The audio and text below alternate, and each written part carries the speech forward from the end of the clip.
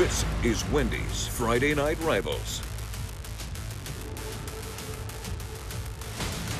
Well, we've waited all summer. What's another 30 minutes or so to get the high school football season started here in the Mobile, Alabama area tonight? After a lightning delay, it looks like we are about to get this one underway. The Theodore Bobcats, our home team tonight, ranked number 6 in 7A. They were perfect in region play last year, winning the region with an 8-0 record and then losing in the second round of the playoffs. Their opponents, Saraland, had a great run last year as well. They went all the way to the semifinals before losing to their rivals, Spanish Fort, for a trip to go play for the state championship. Good evening. I'm Jim Cox, my partner Dan Brennan here tonight in Theodore, year number 21. 21 of doing this. All a lot of fun. Yeah, and sometimes you know what you're going to get. Other times you don't. A couple things we do know tonight that we're gonna get. Saraland, a team that athletes all over. They've had great offenses under Jeff Kelly. Also been very kind of feisty at that linebacker spot. But in 6A Region 1 play down here, if you're going to be a contender, you've got to be able to defend the pass. You got to be good in the secondary. They got experience back there, and it starts with a young man who's been starting for 3 years. Yeah, this guy has been the starter for 3 years. Willie Butler at cornerback, and that's a high-stress position in 6A, Region 1, by the way. Really good player. And Jeff Kelly says his secondary, from corner to corner, plus the safety, is the best unit as a secondary he's had in his, I think, 12th year now at Saraland. Yeah, Saraland also good up front. They're going to be without a key player there. We'll talk more about that as the broadcast goes on. We talked about some things you kind of know, some things you're surprised about of the season. You come to Theodore.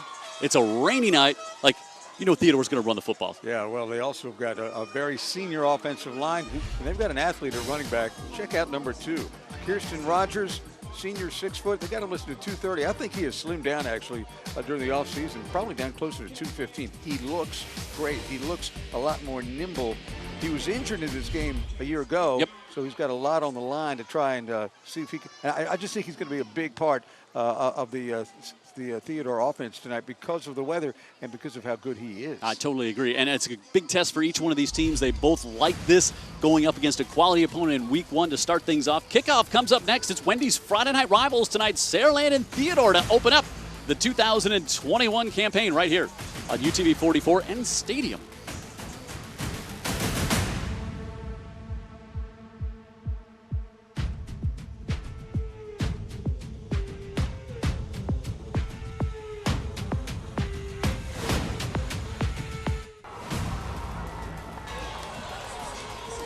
We are ready to get the high school football season underway here in Theodore. Saraland's going to get the ball first, but before we do that, I want to sit it down the sideline and welcome in the newest member of our crew. Heather Healy joins us, and she's on the sideline tonight and all year. Good evening, Heather. Hey guys, great to be with you tonight. Great to be part of this team. It is week 1, and it is a fresh start for both of these teams, including this broadcast as well. Let's first start with Theodore. Head coach Eric Collier, it's his 8th season with the Bobcats, and he said that this Saraland defensive line earlier this week is going to be the best defensive line that they have seen all season. On the other side, Saraland head coach Jeff Kelly with his 11th year with the Spartans. He's just excited to get this season started. All right. Back to you guys. Thanks, Heather. Can't wait to hear from you all season long. Welcome from Champaign, Illinois. She sounded great right out of the gate. I'm telling you. So here we go. Saraland will receive. We've got Jarrell Williams, Sante McWilliams back deep along with C.J. Mack. And Miguel Frias sends this one back inside the 5. And up just across the 20 is C.J. Mack. And we will see this Saraland offense come out here. They have had some great quarterbacks come through Saraland. We might see 2 different quarterbacks play for Jeff Kelly tonight. We're going to see the sophomore Landon Snow to start it off, and excited to get a good look at this young man. He's big, 6'3", 175 pounds, and again, just a sophomore. But boy, if you're going to be a quarterback for that young man, Jeff Kelly, you're not backing into that position. Jeff has had such a great run there at Saraland. You see, and also stops at Satsuma and Jackson, 141 and 65 overall, but that gaudy record at Saraland, including 34-5 in the past 3 years.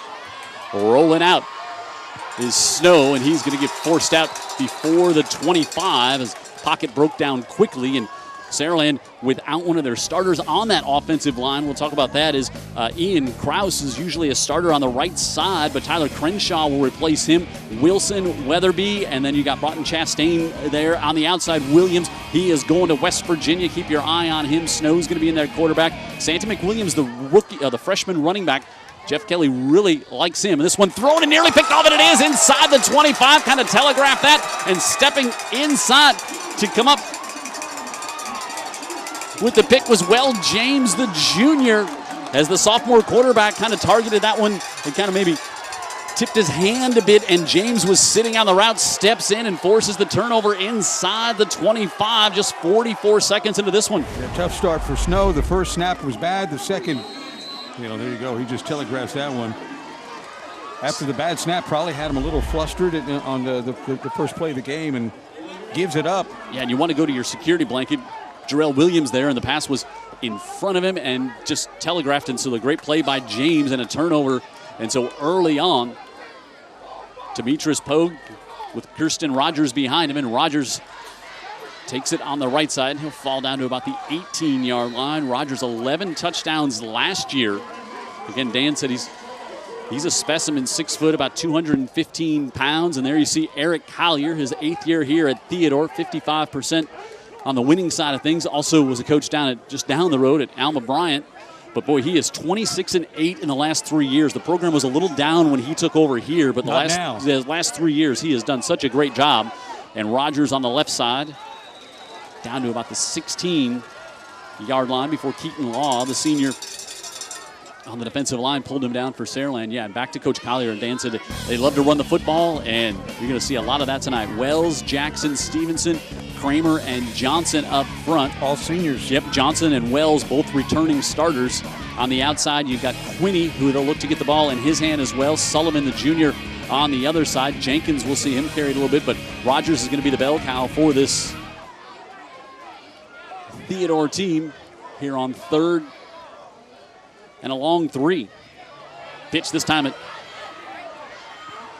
goes to, I believe that's going to be who just had the interception as well. That was Will James. They put him in the backfield, and he gets stopped short of the first down as they bring James in. Maybe a little gadget back on a 3rd down there, and he gets stopped. The Saraland defense, McAlpine out tonight, not playing, and that's a big loss for him up front. He's a 2-year starter. They'll be replaced. They'll have Paramore in there. Patterson will play up there as well. The linebackers, Thompson, that's Tyler Thompson, a returning starter. Clint Smith, and Trevor Pope, and then Willie Butler back there along with Roberson, C.J. Mack, and Maurice Davis. And now late substitution coming out here. Play clock's at 5. I'm not sure they're gonna have to take a timeout. Play clock was all the way down to 2. Sometimes see that in week 1 at any level. Trying to get the personnel grouping right on a 4th and long 2. Coming up here, boy, this would be a huge stop for the Saraland defense if they could get a stop here after the turnover way down deep. If you want to send us an email, hey guys, we might need to change it now because we got Heather down on the sideline. Hey us, hey guys at UTV44, send us an email and y'all. There we go. It's universal. Send us an email if you got questions, and we'll try to answer them here during the broadcast. And of course, you can reach out to us if you have the direct text line to the booth. You can do that. You can hit us up on Twitter, on Half a Drink at Twitter, and love to hear from all the folks watching the game here tonight. Renee Daniels already checking in, watching the game. Old Satsuma alum, but got a granddaughter goes to Saraland, so she's already checked in and patiently waited through our 30-minute weather delay to get this one started. It was rough. I don't know who got the worst of the weather in the area tonight, but it was pretty much a line near this stadium. Yeah, almost all the games delayed here along the Gulf Coast. And now you see Ryan Quinney, the big blocking tight end in there. Probably see if they want to go toward the short side of the boundary, and said nope, they're going to go on the option. Keeping this one is Poe, and he's going to pick up the first down. That's a big get for this Theodore offense. So they load up the right side and then come back to the near side and cuts it inside. And Poe, we see he's well capable of pulling the ball down. Yeah, and this is something Theodore didn't have a year ago, really. Their quarterback was more of a drop-back passer, play-action guy, but Poe, obviously a running threat as well. That time they don't go to Rogers. Instead, Poe keeps it, which was an option, and he picks up the first down. Looking to throw, fires this one into the end zone for the touchdown. Tavares Sullivan, the junior, caught the line drive right in the back of the end zone, and Sullivan, his first touchdown of the season, an impressive short field drive there after the conversion on 4th down for the Bobcats to take the early lead. Yeah, I think all eyes are on Kirsten Rogers in the backfield right there. You can see that this guy drifts out, and he is pretty much wide open right at the goal line. I think Spartans kind of peeking in the backfield a little bit on that one. Frias, the sophomore, left-footed kicker on for the PAT, and he's got it right toward and over the ladder on the fire truck.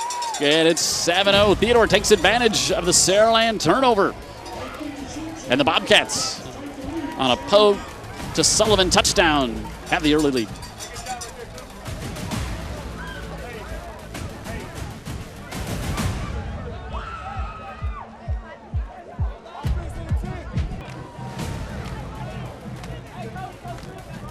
Jim Cox, Dan Brennan, Heather Healy on the sidelines to open up the season here on Friday Night Rivals, and a quick start for Theodore. We noticed some on the replay. That was a really good catch. Yeah, the ball was behind Tavares Sullivan and extended those long arms to come up with a catch and give the Bobcats the early lead after the interception by Will James. And now Frias on to kick again, and maybe some nerves from the sophomore quarterback on that first series. Like you said, a bad snap to start. Yeah, it just kind of set him backwards because the pick was easily telegraphed. Williams, again, the West Virginia commit back there. He's our guest in the pregame show, and what a delightful young man he was. And we enjoyed talking to Kirsten Rogers as well. He's telling us, like you were saying, all the camps that he got to go visit. A lot of SEC camps over the summer. This one back inside the 9. CJ Mack tripped up. It's two good special teams coverages to start for Theodore as well. Spanish Fort with a 21-10 win last night at home against Fairhope. And how about Williamson putting 53 on the board? BC Rain and Bryan, all these games were delayed. Baker and UMS tonight out in Westmobile. Foley and Robertsdale in Baldwin County. Mary G taking on Baldwin County tonight. Gulf Shores and Alberta, that one also was delayed. McGill-Tulane delayed, taking on Pike Road, Andalusia and Faith Academy. McAdory and St. Paul's. St. Paul's, of course, coming off the perfect season last year, and state championship is very good look at land and snow, and snow with a give and not much room for the rookie Santee McWilliams back there. 5'7", about 165, but Jeff Kelly really likes this young man. He had no reservations. He said, you'll see a couple of more backs. We've got some good backs, but he thinks clearly his best running back, and this is one of the top-tier programs in South Alabama. Exactly. His top-tier running back is the freshman, and so he gets the start. No caution by Jeff Kelly. Picked up one there. Snow dumps this one out of the backfield, and it goes off the hands. You can just see that the timing was a little off, throwing off the back foot there. Like it comes at you fast when the Friday night lights come on. Well, and this is something I talked to Jeff about, and I said, obviously there's going to be nerves with these kids at this age and at this stage. And he said, well, we'll play through the nerves. They're worth being on the field. Yep. So 3rd and 9. Out here for the Spartans. First of 3 straight road games to open the season. Same play. This one is dropped by McWilliams out of the backfield, and can't put that one on the sophomore quarterback. That was just in the hands of McWilliams and couldn't hold on to it, and a 3 and out. Yeah, same thing. Of course, he's kind of peeking upfield a little bit. Maybe he'll get these plays out of him and be ready to go the next time they have the ball. But right now, Theodore is winning the line of scrimmage. Yep. Ball's going to be a little wet. Now we got Jack Smith. He's Dabo's punter. He's going to Clemson to punt. He is. And he can boom it. 6'5". He is a big a specimen as you'll see punting the football anywhere in high school football.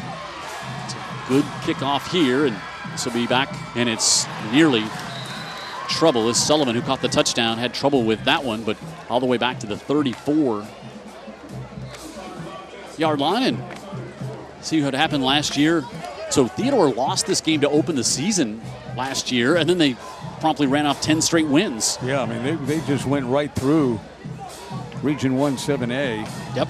pretty good region, but Theodore had their way with everybody. Yeah, you know, they had an overtime win against Daphne that ended up clinching the region, being the difference to win the region there, and they lost in the second round of the playoffs to Central Phoenix City. Played him well. Yep, that's always a tough draw in the playoffs, and now Pogue dumps it back again to the near side. He's got Sullivan, makes a little move at the 35 and upended at the 37, and Keaton Law downfield there to bring him down at about the 39.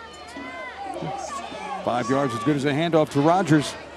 And you see they want to get Sullivan in a little bit of space.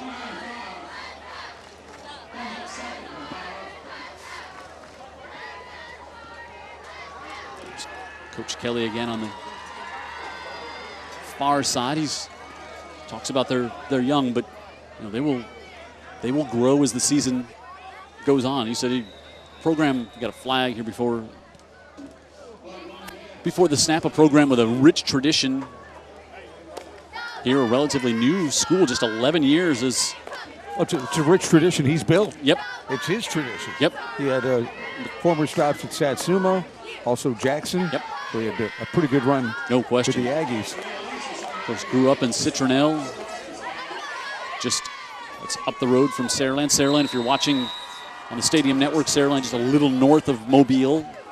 Theodore, where we're at tonight, just a little south of Mobile. Exactly. So 5 yards brings it back to 2nd and 10.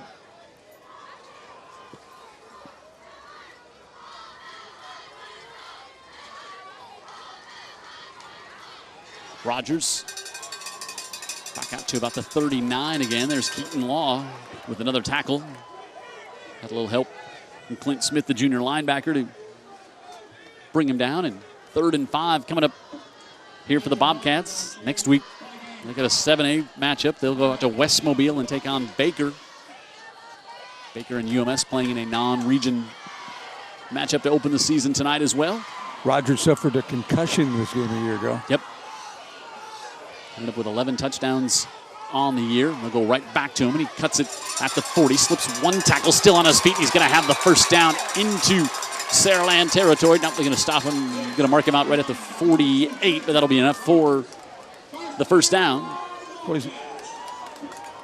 he's got the body and the strength to get it done, and he's really got the will to get it done, too. Watch him fight off some tackles right. That's a pretty good shot. Yeah. And to the upper body, most backs are done after that one.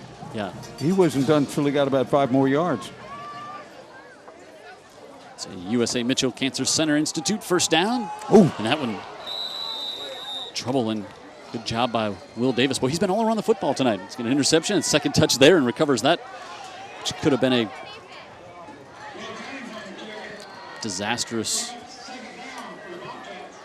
potentially disastrous play there.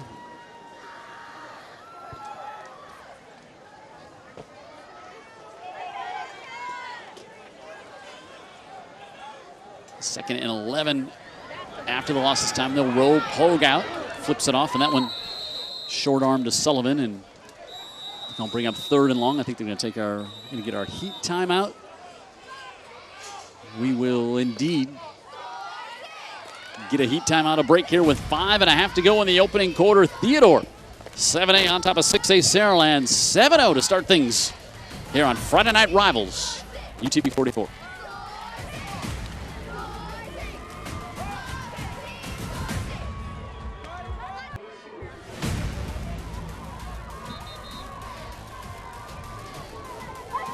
We were just talking in the break there, Dan, and for lightning storm, 30-minute delay, and then all of a sudden crowd filled in. We've got a good, nice crowd here on a rainy Friday night to open things up. Got a factor in television, too. Yeah. They can sit home and watch it if they wanted to. 3rd and 11. Pogue scrambling, and the pocket going to close down. And Jacob Patterson, playing with McAlpine out tonight, came in there and shut him down. They'll bring up 4th down and bring on the punt team. Patterson, 5'11", 260, a junior, and held the contain on Pogue. And yeah, he probably would not be out there tonight, but McAlpine out, and he's making the most of his chance. Really good play. They just kind of held their ground and gave Pogue nowhere to go.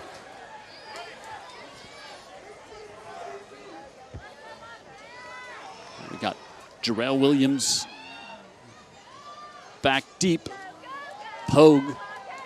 Line drive kick up to the 22. Williams to see if he can get something going on special teams. He's going to turn the corner. Jarrell Williams across midfield and all the way down to the 41-yard line of the Bobcats. And a spark from the senior wide receiver, who, as we said before, is headed to West Virginia.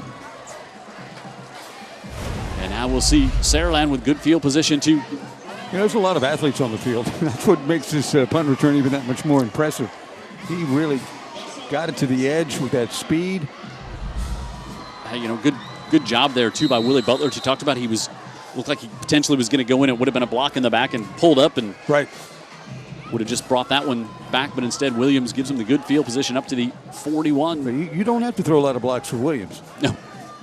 He's long and lengthy and speedy. And speedy. Engelbert goes, and now we'll see Cam Lafitte, sophomore running back, in there with his first carry, and he'll pick up 3. You saw Engelbert go in motion, and it's kind of the lead blocker there. Engelbert, he does a lot for this team, fullback, and kind of line up wide receiver as well. And he might be. He's got really good hands, too. He's as valuable a piece on this team as you're going to find. And you see Gabe Reynolds, the junior, has now checked in at quarterback after a rough 2 series to open things up with the sophomore there. Now a completion. This is a flag dropped back at the 38-yard line along the line of scrimmage. Probably going to see a hold there, but it's a McConnell Collision Center flag. And that's going to bring this one back.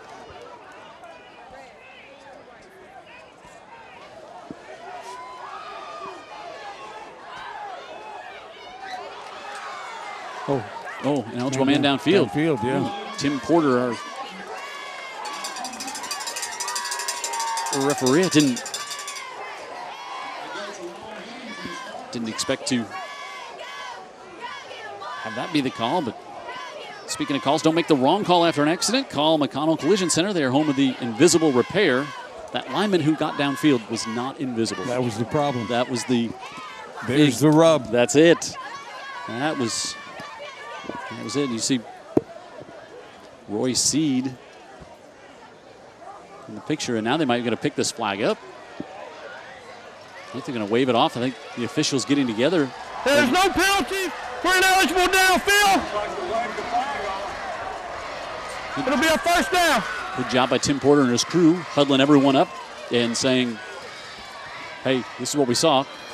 That man thinks it's a good call. Coach Collier from Theodore, who's getting the explanation right now, thought clearly there was a man downfield on that play. The other thing is the referees have got to spot that ball and know where it was. Yep. Initially, before the penalty was called. Made it all the way down to the 21. Yeah. You see Coach Collier there at the bottom of the screen. He's trying to get the explanation. And so Gabe Reynolds, the junior, as we said, has come in, and they also have the sophomore Cam Lafitte there in the backfield. Yeah, you're going to see you're going to see Lafitte for sure. We've also got Darius Washington. He's a sophomore. They're young. Mm-hmm. But Jeff says clearly they're the best of the stable of backs that they have. I was looking at Coach Collier there, talking to the officials. He told us in the pregame show going up against the Saraland team. So Theodore in 7A, the biggest classification in Alabama, and 6A, one below that, obviously. But he was saying, Jeff Kelly's a play caller. He said he's the best play caller we'll go up against all season. He just really is that good at calling plays. Yeah, he told us that the other night on the pregame show. You're right. Coach Jeff Kelly played at Southern Miss. He's a great quarterback there, and spent some time with the Seattle Seahawks. And Reynolds doesn't get very far as he tried to bounce it out to the outside. And Dan talked about some of the athletes on the field there. Brandon Jones was out there to string that one along and stop Reynolds after a gain of just 2. Jones was a starter last year as a linebacker for this region championship team from Theodore.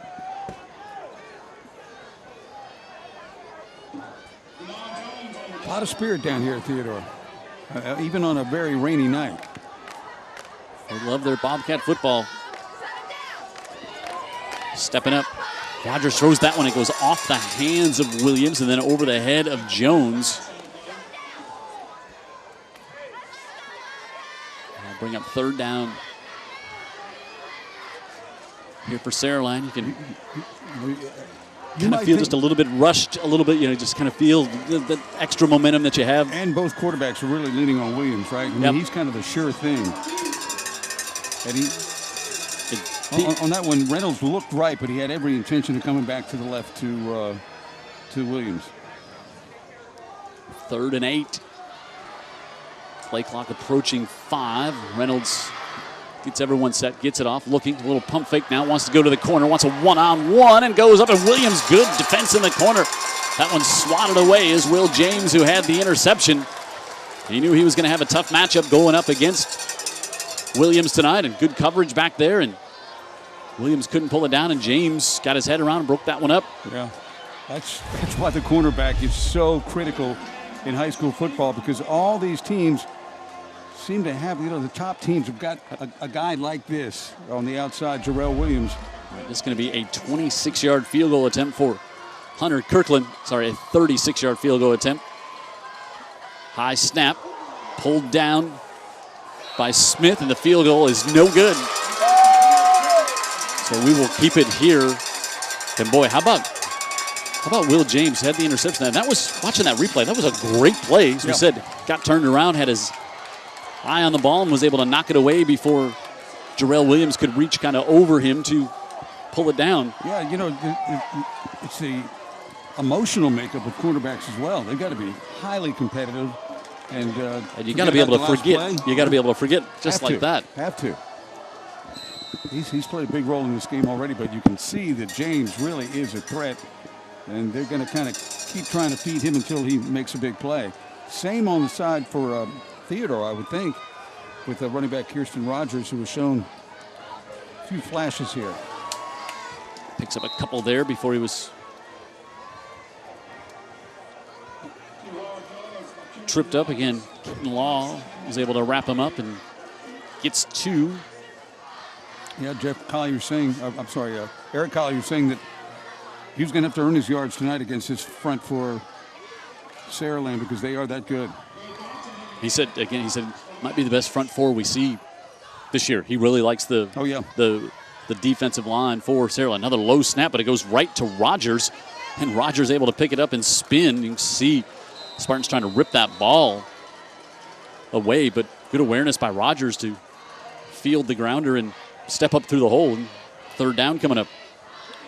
What did we have last year? Picked up a bad snap and took it 99 yards. Last year or the year before that? Wow. Maybe a Daphne game? Might have been. Rogers straight up the middle. He's going to be just short of the first down.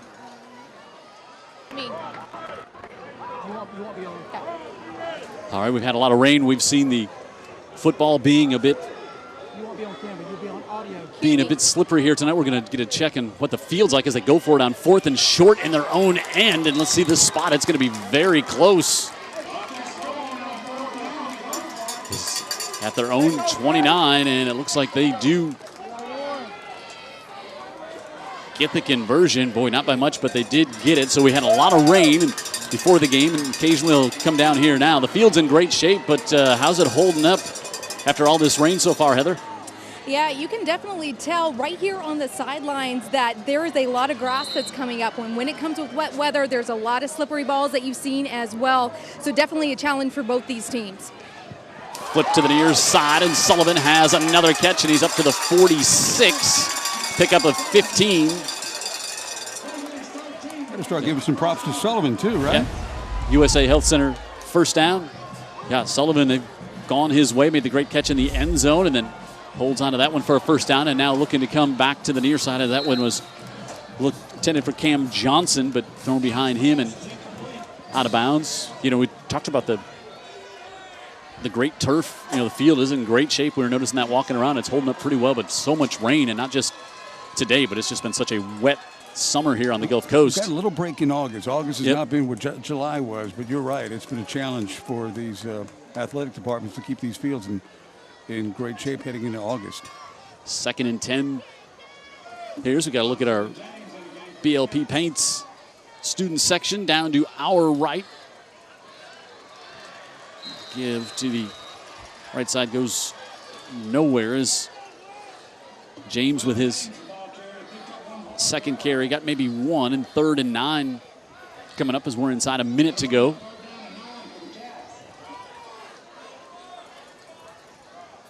What we've seen so far, keep an eye on Sullivan. That's the receiver that the quarterback Pogue has really trusted. Yeah, just a junior, but he has the touchdown reception so far. Pogue flips this one out, looking to get it in Rogers' hands, and he does, and Rogers across midfield, but he's going to be short of the first down. And you would say maybe a punt situation, but we just saw Coach Collier go for it, on his own 29 a minute ago early on this drive, so he'll probably just let the clock run out and then see what he wants to do at midfield on a 4th and 5. Maybe they will see if they're going to snap it before the quarter. Maybe a quick kick. Pogue is the punter, and that's what they do. Just pooches that one up and gets a good bounce, and inside the 20 all the way down to the 15, and Saraland will take over at their own 15. After one here in Theodore, the home team Bobcats on top 7-0 on Friday Night Rivals debut tonight here on UTV 44.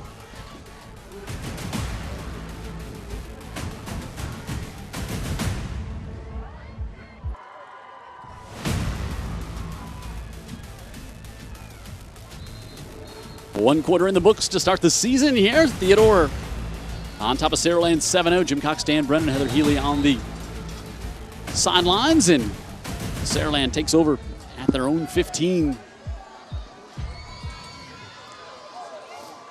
Stay with Reynolds at quarterback and the inside give. Now they bring the freshman back in, McWilliams. And he picks up 2, maybe 3 there on first down. We're talking about that front of Saraland. Well, the front for Theodore, big and strong up there as well with Cunningham, Bolton, and Mooney. I agree. So they'll give him 3, 2nd and 7 with Reynolds. A high handoff to McWilliams, who spins at the line of scrimmage and trying to push forward up to the 25. He'll get just there. There's a little bit of what Jeff Kelly has seen in this kid, right? Yep. 9th grader, nice spin inside, very physical running back for a guy that's not tall for sure, but strong, and obviously as a freshman, how much stronger is he going to get in 3 years? Whew. How many carries is he going to get in 3 years and a whole bunch more games to go to start this season?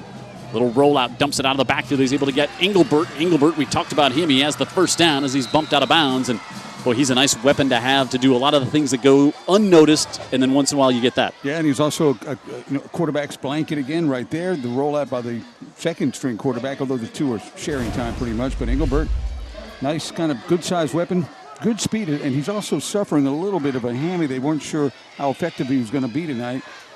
Jeff Kelly was saying it was the most important hamstring in Saraland this week.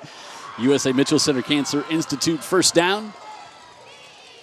They fake the wide handoff and again go back up the middle, and McWilliams can't get away from Jordan Bolden there. Bolden at 280 pounds. You try to get away from him. Whew. Even on a rainy night when you're slippery, you weren't slippery enough to get away from the hold of Bolden. And pick up another 2 for the freshman. Reynolds brings Milner into the top of the slot there, and now they'll dump it out of the backfield. But boy, it was too short, and they had it set up nicely too for Engelbert. Looked good. Mm-hmm. Had everybody kind of pinned inside. Engelbert knew exactly what to do with it if it got to him, but on a bounce, that's not going to work. And now you got a long 3rd down for Saraland.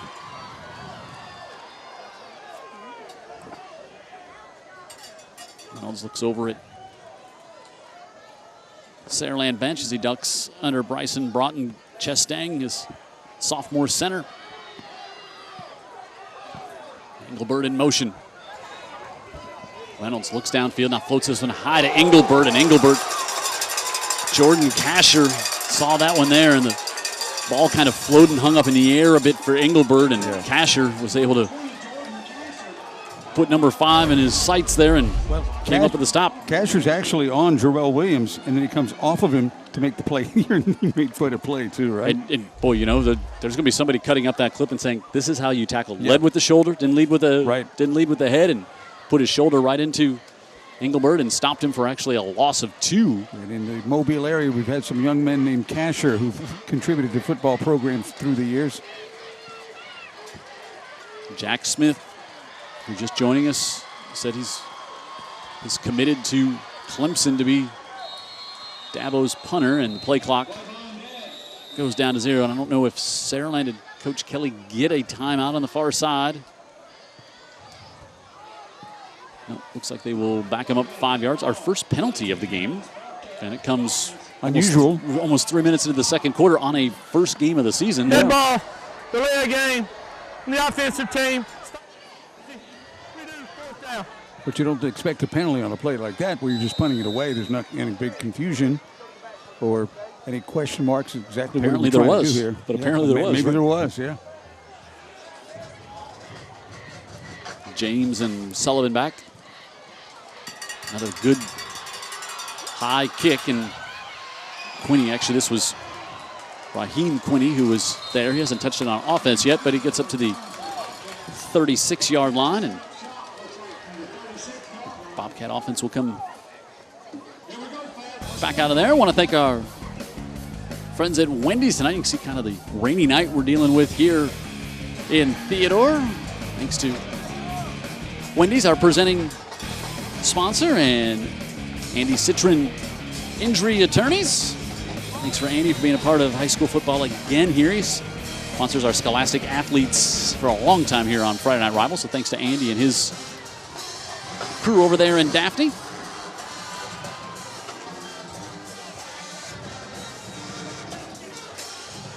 Rogers doing a little east-west before he cut it back down toward the south end of the county and picks up about 3, maybe 4. Yeah, we'll give him 4 officially. It's a young running back Jenkins. He'll be featured some this year for this Bobcat squad as well. Theodore thought that was a whistle being blown. Instead, they were able to get it complete as that's Ryan Quinney, and Quinney up to the 42-yard line. I thought I heard a whistle. It was something from the band over there, but I thought I heard a whistle before that. But instead, it's the senior tight end Quinney with the reception from Pogue, and another USA Mitchell Center Cancer Institute first down, and nice move. Another nice-looking athlete, right? Yep. And wide open again, bringing everybody up, trying to stop the run. The 42, Pogue, a little play action, was hit just as he delivered that one, and it's incomplete, and now a flag. It's thrown along the line of scrimmage, but it wasn't thrown the interior. It was thrown here along the sideline. They're going to wave that one off as well. So we'll stay at 2nd and 10 as you get a good look at Pogue, the senior quarterback for the Bobcats. And Eric Collier, they won the region last year, won it back in 2019 as well. So 2 of the last 3 years. Of course, region play has changed with 7A becoming a part of Alabama several years ago down here, but Theodore on a good run. 2nd and 10 to the 40, gain of a couple here for Kirsten Rogers.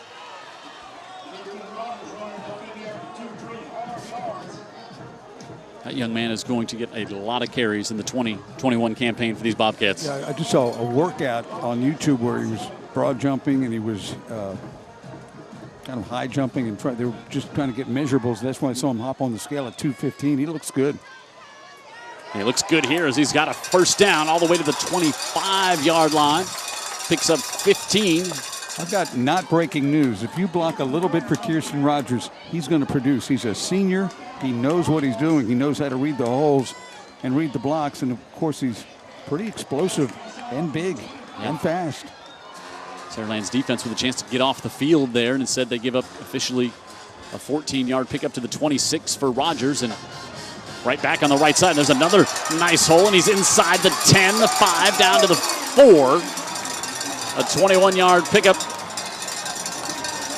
And it's first and goal What do you think, for the Jim? Bobcats. Didn't need, like you said, didn't need much, but boy, he got a nice look at that hole. And cuts off the block decisively, too. Did you notice that? Again, he's been around the block. He can run, and he knows how to run.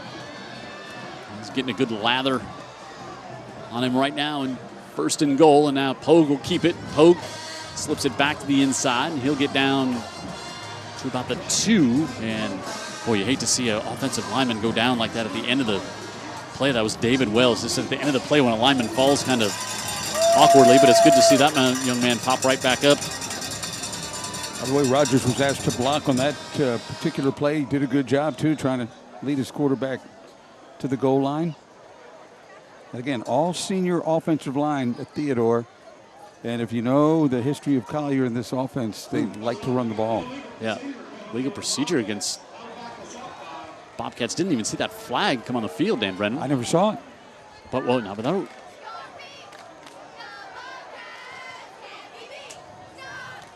Okay, Tim Porter makes the call, and it'll put it right back at the 10.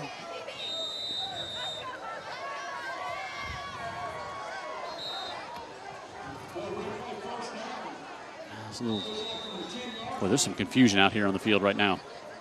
Officials, players, broadcasters, we're not on the field, but we're just as confused. I don't know.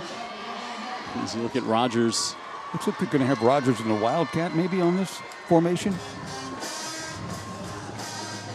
Got Quinney back there, the tight end who just hadn't made that catch. Now they'll put him at the slot at 5'10", 225. And so it is Rogers and the Wildcat. Boy, this one's just going to be a timeout taken by Eric Collier. He did not like how that was shaping up. They had Andrew Palmore back in there with Rogers. You know, it's a little thing, Jim, but I like Rogers. He was frustrated with the play. He was frustrated that they weren't ready to snap it and execute. Yep. Gathered himself, encouraged his teammates as they came off the field. I mean, he's a guy that you're on this team. You're very aware of what his temperament is. Yep. And he's got a good one. All right, time for trivia here on UTV 44. All right, so Alabama school currently sits with 699 all-time victories. Looking to become the first team ever in Alabama history to get to number 700. How about that? Got all summer plus 30 minutes for the trivia team to come up with that one tonight. We'll give you that answer in the second half. We had a lot of great schools in the Birmingham area that have since dissolved. High schools have kind of gone away. They had great tradition. See our Paint the Schools color cam brought to you by BLP Mobile Paints. The Theodore section here at C.A. Douglas Stadium. As we look down, they were just down here to our right where Bobcats are trying to punch it into the end zone on first and goal from the 10, and they this time go back to Pogue at quarterback, and he reverses out, dumps it out of the backfield. He's able to get that one complete for the touchdown as he made a little time. Found his tight end, Quinney, and Quinney, who had the big reception on that play, takes it in for the score and the second passing touchdown of the night for Pogue. You know, the Bobcats have got some good athletes, and they know how to use them. Quinney, the tight end, he also plays a little defense for you, but he's just a good football player, very aware. Second or third time we've seen him very open on a play action. Also saw the speed in the open field that he has for being such a big tight end at 5'10", 225. And Rogers going the other way. A lot of the defense followed him to the left, to the field side. Frias makes it 14-0 Bobcats. Home team on top of Saraland. 14-0. Play action. Leaking out Quinney, and he's in for the easy score. Bobcats on top by 2 touchdowns.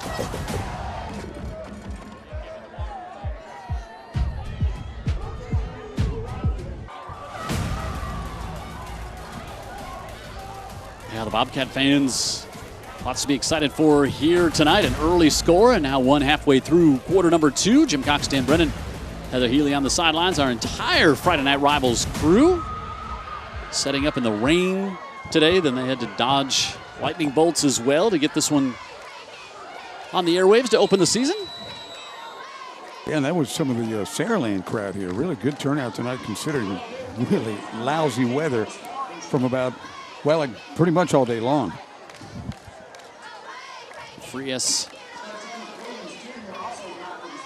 to kick. McWilliams and Williams and C.J. Mack have been trying to keep it out of the middle of the field. They didn't want to put it in Jarrell Williams' hands, and they'll do it again this time. It's the freshman McWilliams at the 5, and that's what Heather talked about, the field getting a little slippery as he tried to cut it back at the 15, and feet went right out from underneath him. And here's the scoring summary for Theodore. 2.5 minutes, 8 plays, 69 yards. Quinney, a couple of catches on that drive, and then the easy one there when it was nice job of selling the play action by Pogue, who had a second touchdown to toss of the night. Rogers had a couple of good runs, and they fake it to him, and tight end's wide open, kind of running a counter route across the field, and really good play calling by Saraland as well, or Theodore as well, because they just utilize the talent they've got. They stay with Snow at quarterback and gives this one on the right side, and that's Lafitte up near the 30-yard line, and that's going to be good for another USA Mitchell Center Cancer Center first down. Here's what happened in 6A last year. Spanish Fort ended up going all the way up, playing for the state championship. They finished in first, undefeated in the region. Saraland in second. Then they had that rematch in the semifinals. Saraland, their only loss of the season coming in region play to Spanish Fort, and then lost again in the semis. And that region win was so big because that gave gave Spanish Fort home game in the semifinals against their region opponent. 6A, tough sledding each and every Friday night down here along the Gulf Coast. Blunt, Spanish Fort, Yep. McGill, now 6A. Yep. McGill fell down starting last year. 2nd and 9. Reynolds gets that one complete at the 40. And it's going to be good for another first down. Ryan Williams, the freshman, his first catch of the night. So you don't see a lot of 6A teams. I mean, look at starting 2 freshmen on the offensive side of the ball. And Jeff Kelly's a little picky with his personnel, too. A little bit. He just roll you out there because he likes your daddy. USA Mitchell Cancer Center first down. Lafitte, another youngster, the sophomore, trying to get up toward the 45. And they'll get a little push from some of his linemen there, and they'll give him 5 on the first down carries. We're inside 5 minutes.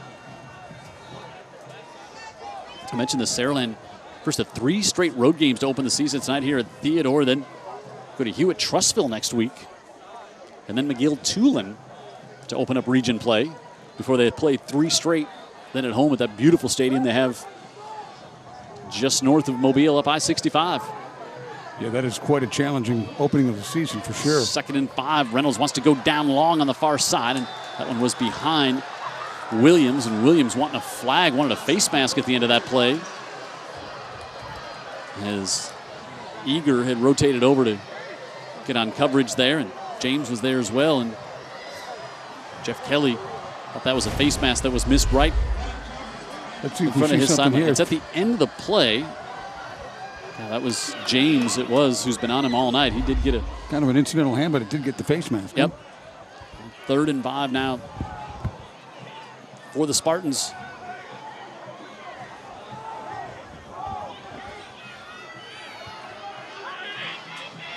James matches up against Williams, and Reynolds looking to set up the screen, dumps it out of the backfield, and McWilliams, the freshman, with nowhere to go.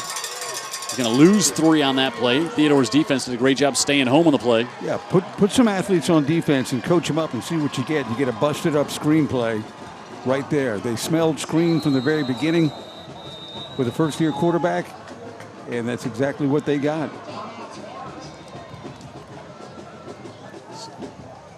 Saraland takes a timeout here on 4th and about 7. The 43. There's Coach Eric Collier talked about the great run he's been on down here at Theodore, 26-8 in the last 3 years. Undefeated in the region last year. Think more of our great sponsors here on Friday Night Rivals. McConnell Collision Center. Also the Drug Education Council. Welcome them to be a part of Friday Night Lights here on UTV 44. And also USA Mitchell Center, Cancer Center. Doing such great work here in Mobile and regionally as well. So we thank them for joining us. And after the timeout, Jeff Kelly sends on Jack Smith to hopefully change the field right here. Boom this one away. He's got 2 good kicks off. He hasn't really launched one yet. He's had 2 good kicks, but not a huge one like we've seen him do in the past. Raheem Quinney is back deep. High snap over his head, but he's 6'5", so he's able to go back and get it and got a good kickoff. And Quinney brought down immediately. Good coverage heading downfield for Saraland as Clint Smith, the linebacker, came down there, and good job by Quinney to make that catch because he knew he had heat coming at him. Smith put the big hit on, but Quinney able to hold it. But it was good athletic play by the punter to go up and climb the ladder to pull that high snap down. Yeah, you know, they like to say that this punter's got a big leg, but he's got a big everything. 6'5". He doesn't lack in size.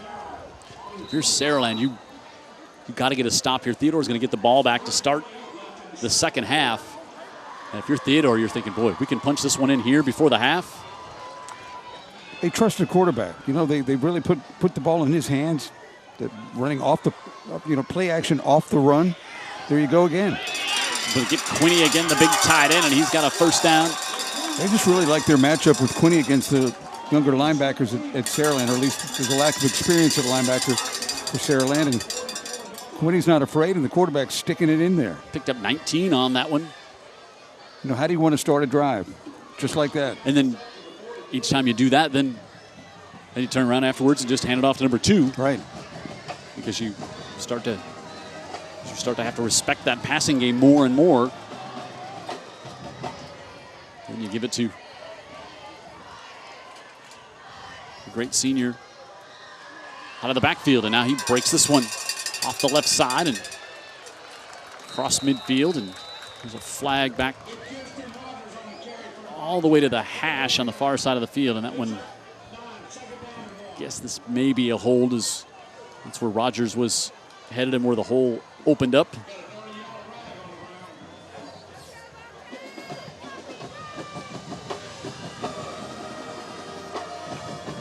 Indeed, that's what it is, says Tim Jordan, McConnell Collision Center.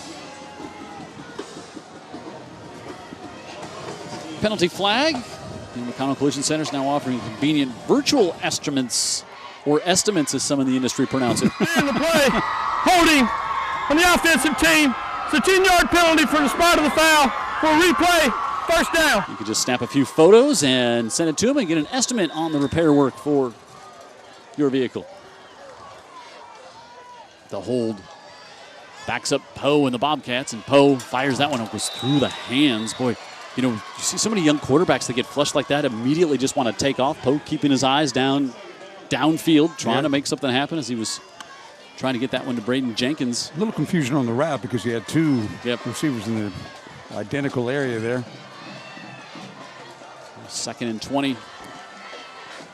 As we approach 3 minutes. Here now, also I think for Coach Collier, you're thinking, okay, we don't want to do anything silly, don't want to turn it over. Saraland has 2 timeouts left. Dump it out of the backfield, and Jenkins nowhere to go on that one as Clint Smith comes over to make the stop. Third and about 17 coming up. They haven't thrown it downfield, Jim, but they've thrown it more than I was expecting tonight. I would agree, especially with the conditions, although the rain has stopped, but it is still a moist and humid night here along the Gulf Coast.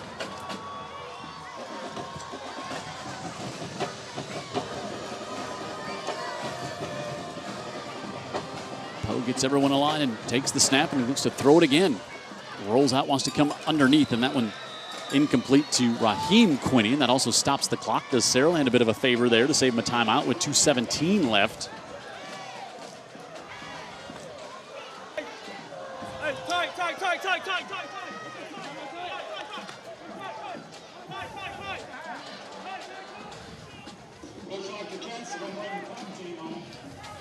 Pogue will stay on there to punt. That's a big stop for Saraland. Slow that offense down as Theodore was kind of getting a little, you could see that they built up some rhythm there on that last drive. Yeah, the holding penalty on the edge there after Rogers got 9 yards on the first down, that was a killer. Now you got Jarrell Williams back deep, and it looks like Theodore will take their last timeout.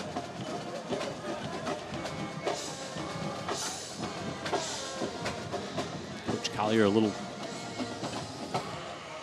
animated as he calls his team over there to discuss what's going to happen with the punt here. So should also say, I do want to mention that we talked about it before, that Escambia County was taking on Bayside Academy. That game has been postponed until 11 o'clock tomorrow. So apparently Baldwin County Lightning stuck around longer than it did here. Fruitdale and Cottage Hill tonight, Hillcrest, Evergreen, and Greenville. Greene County and Aliceville, Luverne and J.U. Blackshear, Orange Beach and J.F. Shields, Washington County and Southern Choctaw, and tomorrow. Kind of a game that has some community interest when you say Viger and Blunt get together. How about that? When they get together to play tomorrow. These games brought to you by Barrow Fine Furniture. And yeah, that Blunt-Viger game, a huge game in each of those respective communities. I believe they're going to play that at Ladd tomorrow. Well, because last year Blunt had to forfeit the game because of COVID. When you do that, the game the next year, it goes to the team that lost the home game. So that game, a high snap with some pressure coming, and Pogue they want no part of letting Jarrell Williams get an easy return with some space in front of him. So that one just dribbles down to the 32, and Saraland with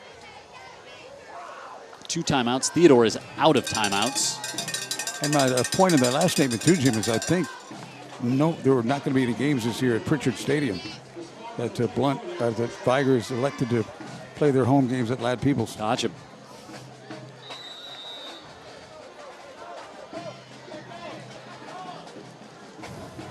So Reynolds, who did not get the start but came in after the second series. They're coming after him. Saraland with two timeouts. Reynolds has some time, rolls out to the right, and now he's going to be caught from behind as he gets just back to the line of scrimmage. Not much more. Landon Collier, yes, that is Coach Eric Collier's son, and he came looped all the way around from the right side and along the back and made the tackle from behind. Never gave up. Yeah, he was one of the linebackers I saw edging up, going to put pressure on the quarterback, and finally brought him down. Saraland really hasn't had anything going downfield either. No. They want to get it to the bottom of your screen to Williams. They come back to Milner, and Matthew Milner, he wrapped up at the 35-yard line as Damon Jones, the junior linebacker, grabbed him after a short gain. And now 3rd and 7.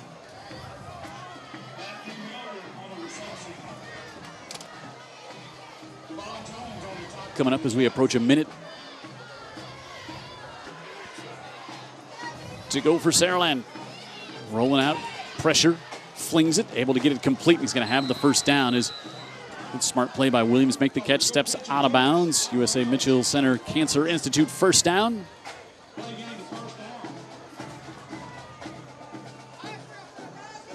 Nice poise there by the junior on 3rd and 7. Yeah, keeps hope alive. You know, they're near midfield. Yep. Got roughly a minute left to go.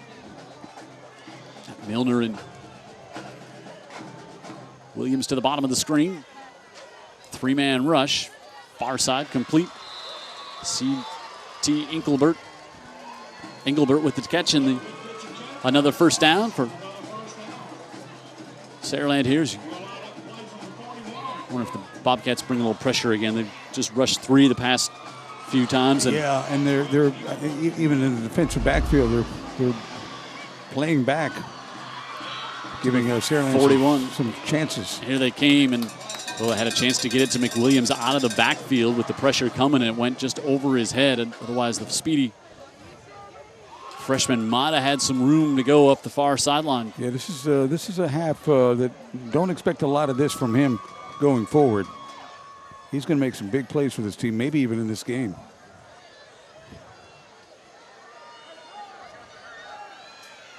So 2nd and 10 after the incomplete, and change from the sideline as Reynolds, play clock now at 5, gets it off, plenty of time. Steps up a little bit in the pocket, tries to thread the needle. Boy, he had Engelbert there. Found a little soft spot between the linebacker and the secondary, and those are the ones when you watch film, it's like, ooh, that was a chance for a big play for the Spartans. That was a big play waiting to happen. Engelbert, known for his good hands, lets that one bounce right off his pair of mitts, and that could have been a big one for Saraland right there. Oh, boy, like the junior trying to drop that one in a tight window there and put a nice throw for Engelbert, who couldn't hold on. 3rd and 10 now.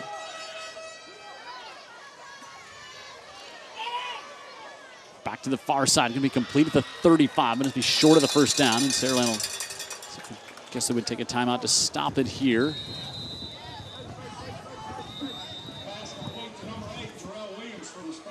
There's Williams. Going to be about 3 yards short of the first down with just over half a minute to go.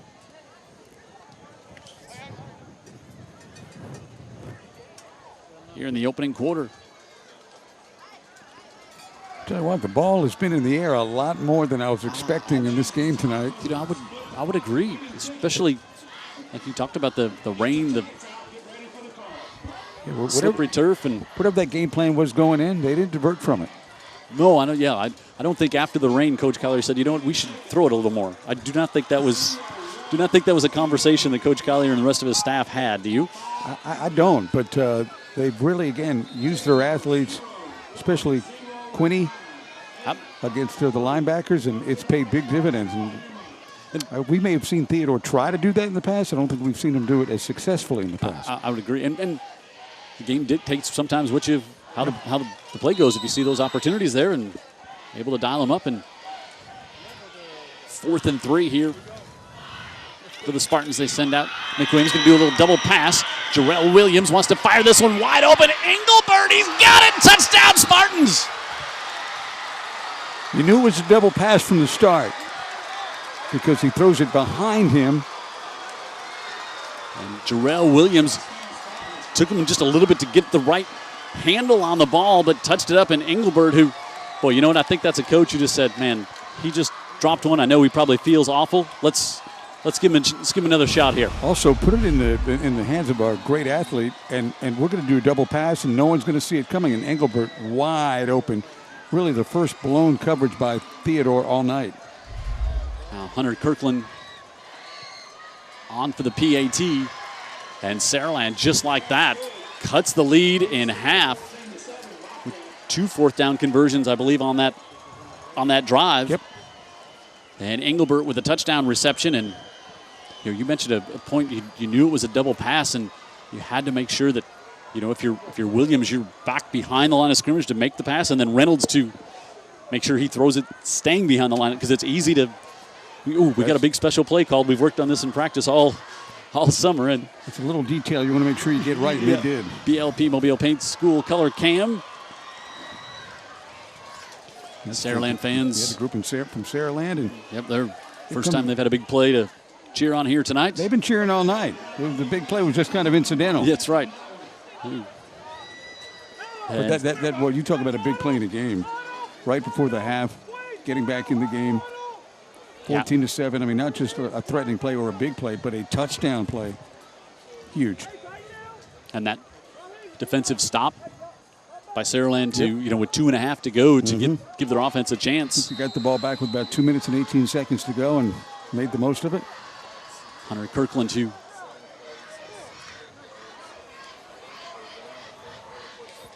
kick here for the Spartans.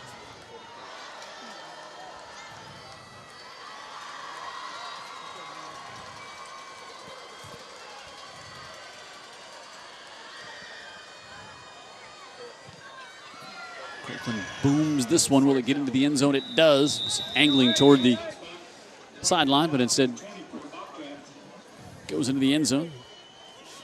And I wouldn't, well, you say with no timeouts left as we see the 7 plays, 68-yard drive, a minute 40 for the 42-yard pitch and catch from Jarrell Williams, the wide receiver, to Engelbert. And now with no timeouts left and back at your own 20, you wouldn't think Theodore would do anything too crazy here. But this whole coaching staff and team got to be a little stunned by what happened right there with the 42-yard reception from Engelbert for the touchdown. Yeah, and I think Pogues, Coach Collier thinking same way here, just take a knee and head into the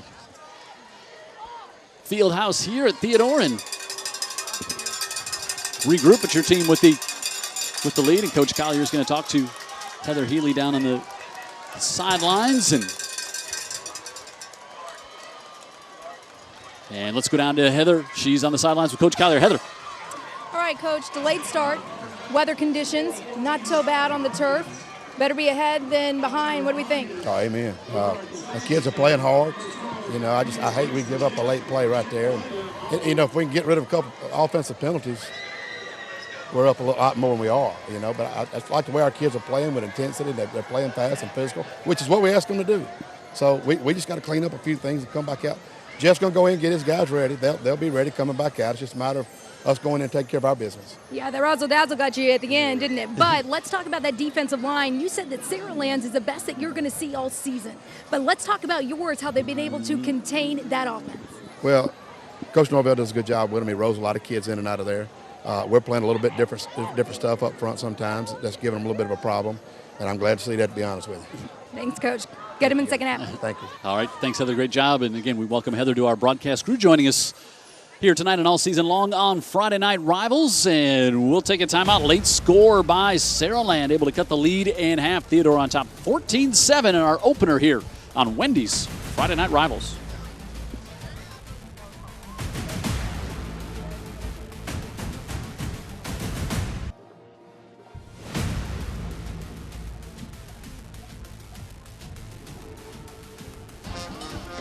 There you see our score at halftime. Theodore was on top 14-0, and Saraland got a late touchdown with just a half a minute to go in the second quarter to cut the lead to 14-7. Theodore going to get the ball to start the third quarter. At the end of tonight's game, we're going to give you 3 players to choose from for our player of the game, brought to you by Herc Reynolds, and you'll be able to vote on it all week long. And then next week at halftime, we will tell you about who you selected as your player of the game. Herc Reynolds, they've got from small hand tools and construction equipment to specialized pumps, power, and HVAC equipment.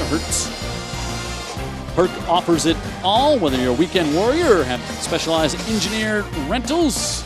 They have you covered at Herc Reynolds, and again, 275 locations and on here on the Gulf Coast, and been a big supporter of high school football on UTV 44 a long time. So thanks to Herc Reynolds, and we'll give you a chance to vote on 3 players coming up tonight at the end of the broadcast. Go to UTV44.com to vote. Come back and talk more about our matchup here tonight in Theodore. The home team on top by 7 as we open up the season on Friday Night Rivals.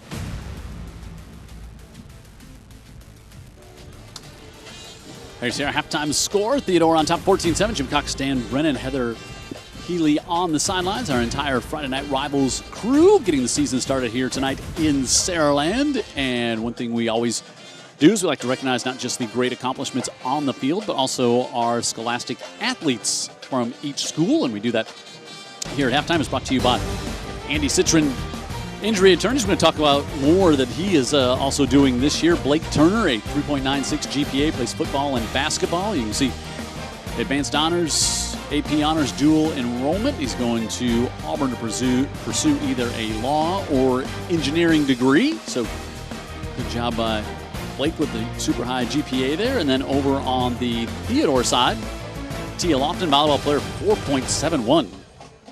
Only goes to 4 regularly, so you can see how good that is. National Honor Society, also a dual enrollment at Theodore and going to South. She's on the Dean's list at South as a senior at Theodore. That's incredible. Yeah, she's going UAB to study pre-med and become a very smart doctor, pulmonologist. Wow. You know, I want to set my appointment with her now. Correct. Can we get on? You know, sometimes it's hard to get in to see a good doctor. Can we? 13 years from now, can we get you on the schedule? So congratulations to Tia. She could be the last doctor I ever have a conversation with. So congratulations to her. And Andy Citron Injury Attorneys are giving away a $5,000 scholarship at the end of the year to one of our scholastic athletes this year. That's amazing. Yeah, thank you so much to Andy. And he's been such a big supporter. He does lots of things to support schools, not just with us. He does lots of other things. And thanks to Andy and his great team of attorneys over there in Daphne. Halftime score 14-7. Getting close to what has now turned out to be a beautiful night for football with the Storms out of here on the Alabama Gulf Coast. Spartans and Bobcats. We'll get you ready for the second half right after this.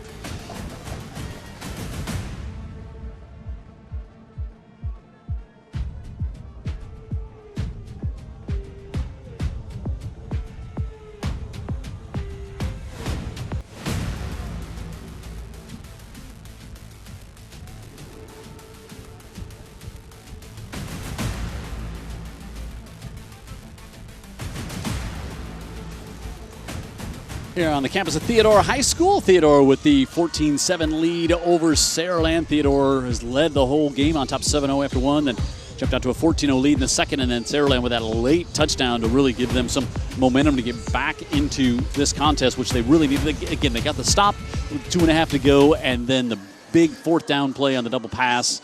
Really a great way to end it for Saraland. It was a great momentum shift for Saraland for sure, and it was that much kind of a devastating way to end the half for Theodore for sure. But it'll all be in our highlight package we've got here for you. We've got those 3 scores that you may have missed in the first half. Yep. Got them for you now. Yeah, game got delayed, but then after an interception early on, Demetrius Pogue able to hit Tavares Sullivan. And we didn't notice it the first time. That was such a great catch because the ball was really behind him, and he was able to reach back and get that completion. And then Ryan Quinney, the tight end, on the rollout from Pogue, that put home team up 14-0. But here's the double pass at the end of the first half. Jarrell Williams lofts one up for C.T. Engelbert, and Engelbert wide open, and Williams, the West Virginia commit, able to come up with the catch there for the touchdown and got Saraland on the board. You see the total offense pretty even there. A couple of turnovers took place, and really not that many penalties for a week number 1 game. We saw Spanish Ford and Farrell last night, I think 29 penalties in that game. Yeah, that was a blank show. That was not what we... there were big penalties, though. Yes. Some big penalties in this game that took momentum away, in particular from Theodore. Yep, Coach Collier mentioned that to Heather right before he headed off the field. And speaking of Heather, I know she had a chance to catch up with Coach Kelly as he came back onto the field. We'll find out what Coach had to say on the far sidelines. Heather? Yeah, guys, and head coach Jeff Kelly with the Spartans, he said that they need to play up front in this second half. That little razzle-dazzle action that you saw at the end of the second quarter, that's the momentum that they needed to play the second half. But he rest assured that this is going to be a 4-quarter game until the clock strikes 0, guys. Thank you very much, Heather. And we will take our final timeout. We'll come back and start quarter number 3, Saraland and Theodore tonight here on UTV 44's Friday Night Rivals, brought to you by Wendy's.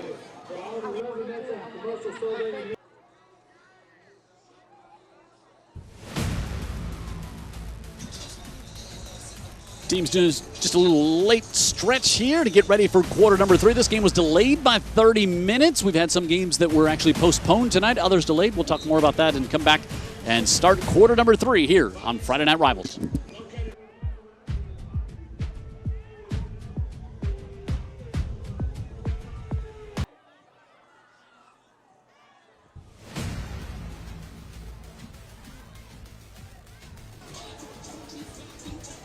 As we get ready to start quarter number 3 here in Theodore, Jim Cox, Dan Brenner, Heather Healy on the sidelines, Matt Melton, our statistician. I mean, go back to last year.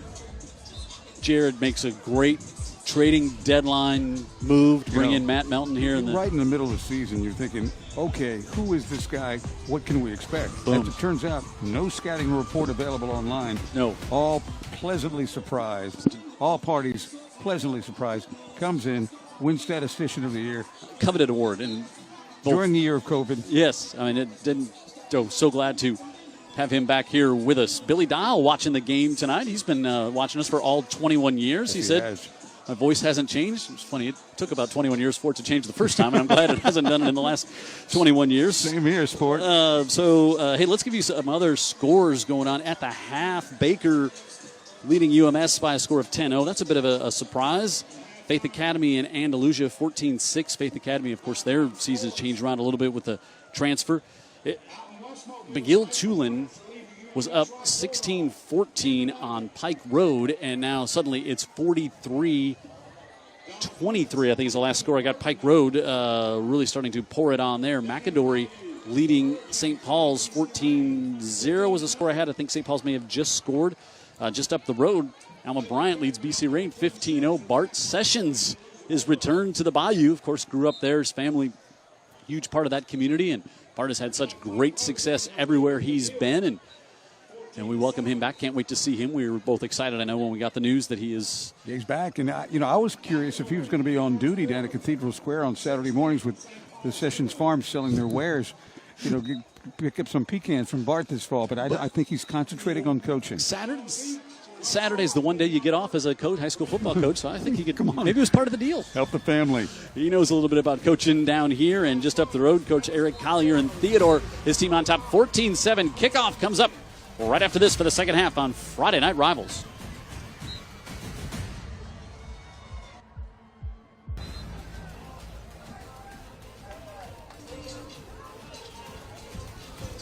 All right, we are ready to start to see a little smile from Saraland head coach Jeff Kelly. Didn't have a lot of those until kind of late in that first half. Wasn't a lot of smiling going on over on the far side. About 40 seconds to go, I think he first broke a smile. But it's funny because it was a great play and it was a great play call. And what did Eric Collier tell us in the pregame show about Jeff Kelly? Yeah, he said he's going to be the best play caller we go up against all year. And there's Coach Collier. You could tell when he talked to Heather, he was a little disappointed with that late touchdown that was given up by his defense there, and also just a few penalties that backed him up offensively.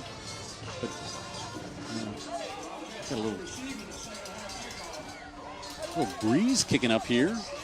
By the way, if you were watching the pregame show, we have a little fun segment called Over Under, and we don't bet, but we have a little play along. We don't bet. Over Under, kickoff temperature 84 to open the game here tonight, and you took the over. Jeff Kelly took the over. You did take the over. Really? Coach Collier took the over. It was 81 when we started the game.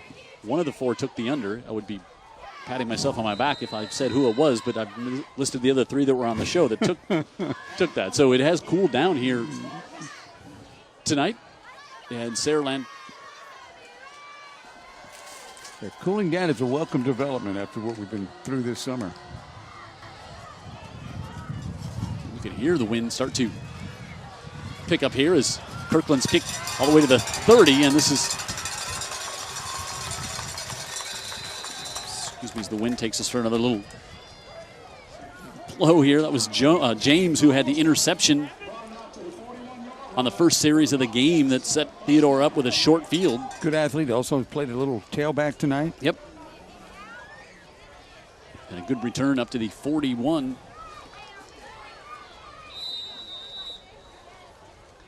And so we'll see Pogue and Kirsten Rogers head out here for the Bobcats to open things up here in quarter number 3. Pogue, you've been impressed with him so far here tonight. Hasn't made any mistakes. No, he's been as advertised. Rogers right up the middle, and he rips this one off, still on his feet inside the 40, all the way down to the 30-yard line of Saraland. I should say he's been as advertised. Pogue's played solid at quarterback for sure. Little trap block up front, and it's a big hole. You give him a big hole, you can say see you later. Break some tackles at the second level and third level, and man, Jim, he just looks good. He's not a big, heavy back anymore. He's a slimmed up version of himself. I think the best version of himself. Picks up 28 on that one. And you mentioned in the first half, Dan, you said, boy, he's decisive when he hits the hole, and you can see it there. Pressure coming to the backside, and the ball's knocked loose. Well, let's see.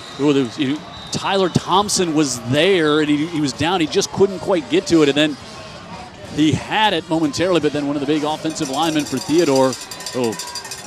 Great work there by David Wells to get that football as Tyler Thompson just couldn't get to it. Big hit coming Keaton Law again? From the backside. We called his number a bunch in the first half, and you see Thompson trying to get there, but Wells, great job. Thompson like down on the ground, couldn't. Yeah, they'll have to move Quinney to quarterback side because Poe lost his helmet on the play, so you have to come out for a game. But boy, Law with the backside and knocked that football loose, but Wells, good job to recover, to get on it. And they barely get it off. The play clock was down to 1, and they give it off to Rogers, and he's inside the 20, 15, 10, and they'll spot him at the 11. What do you see, Big Jim? Boy, it doesn't take much of a crease for him to get free as he picks up 20 more on that one. Yeah, I love the 2021 version of Rogers. Good blocking up front, but really decisive and no quit, good speed, and a big body that's hard to get on the ground. Rogers not even breathing heavy after those 2 long runs. Give it to him again, and he drops the shoulder down to about the 9. This time Roberson there. Safety comes up. He's a returning starter on the Saraland team. And I think there's a school right up the street that's interested in Rogers. Wouldn't you think the University of South Alabama like to have a player like that? Boy, he is a athletic young man, and enjoyed having a chance to meet him and talk with him. He's like his demeanor, Jim. Yep. Look at that, 123 yards on the night. A big chunk have come on this drive. And all of it's come against a very good Saraland defense. Second down. Poe flips it to the far side, and to get that one off. Complete good open field tackle over there. Maurice Davis able to make the stop on Sullivan, who already has a touchdown here tonight, and third down coming up. They really trust their quarterback. Boy, that's Davis, a good stop. Otherwise, seeing the shiftiness of Tavares, if he's able to spin that one back to the outside, he's going to go in for the score. 3rd and 3 here as we look at our BLP Mobile Paints school colors cam. Keep an eye on tight end Ryan Quinney, number 17. They used him well tonight. Used him down here last time they were in the red zone. Sullivan goes in motion. Instead, they go to Rogers, and Rogers has the first down and a touchdown. Slow on the call on the far side. Rogers dropped the shoulder after contact and got in for the score. He's looking for a confirmation. The official on the far side. So, yeah, the official on the far side said touchdown. He was the only one, and now Rogers saying, I was in, right?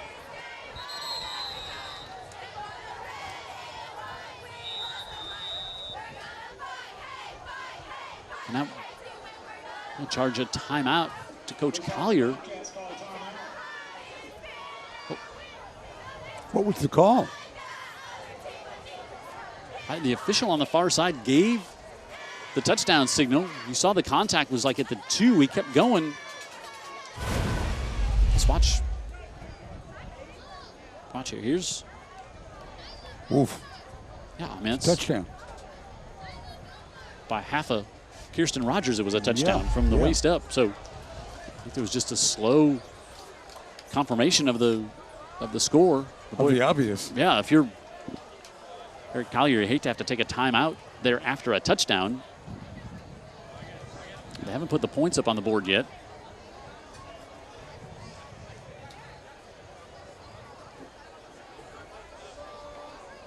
Maybe Heather can hear what's...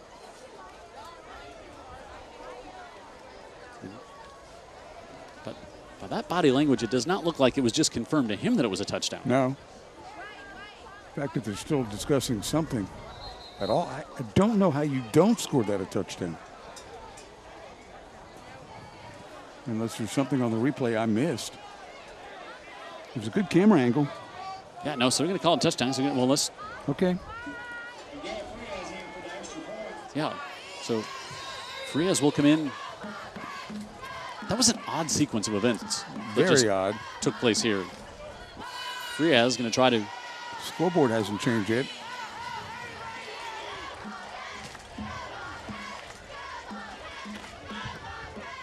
And Frias converts.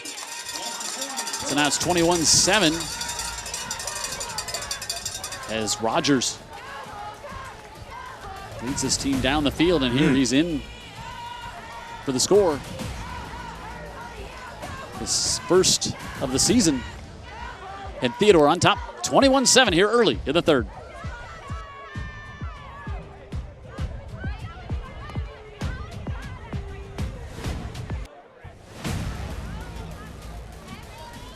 Those are the Friday night lights. Indeed. And the rain starting to fall here at Theodore, 21-7. Theodore scores in the opening possession here to open things up in the second half. Coach Collier got to be happy with that drive. That was an impressive. Those are the type of drives he'd just like to see all season. Offensive line doesn't need to have to hold their blocks all that long. Just a little crease is all Rogers needed. A couple of those plays, they got more than a little crease, and Rogers just, again, Jim, it's a veteran running back. He's not a kid. He's a man. He's a man who slimmed down for a senior year rather than bulking up. Right. And I think you see the fruits of his labor. A little more speed in the open field possibly as well. Nimble. Frias. Short, high kick, and this one taken at the 20 by Zach Barnett. And he's going to be driven all the way back to the 15-yard line. We asked our trivia question in the first half. We said there's a team sitting at 699 wins. Who is it? But, they had a chance last night to get to 700, but they lost to Winfield by a score of 6-0. Do you know who it is, Dan Brennan? I do not. You should have checked your phone because Fred Riley did. I was going to give credit to him. Fred Riley did know the answer. It's Fayette County, but here's the deal. Fayette County is going to have to hurry because T.R. Miller is sitting at 698. They're one behind him, so it's a race to 700. Wow. Fayette County didn't do it last night. T.R. Miller tonight playing Jackson. And then they have Escambia County next week, so they get a win here tonight. T.R. Miller could be at 700.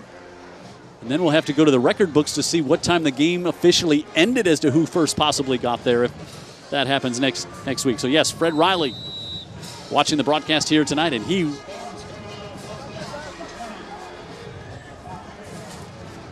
was able to provide us the answer via text right away, and I appreciate the honesty of Dan Brennan, not just spouting out Fayette County when he could have taken all the credit for it. But not a typical Brennan move.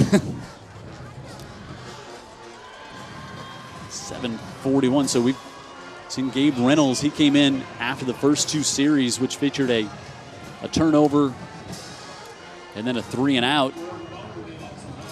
He replaced the freshman Landon Snow, and Reynolds here on second down with the inside give to the freshman McWilliams.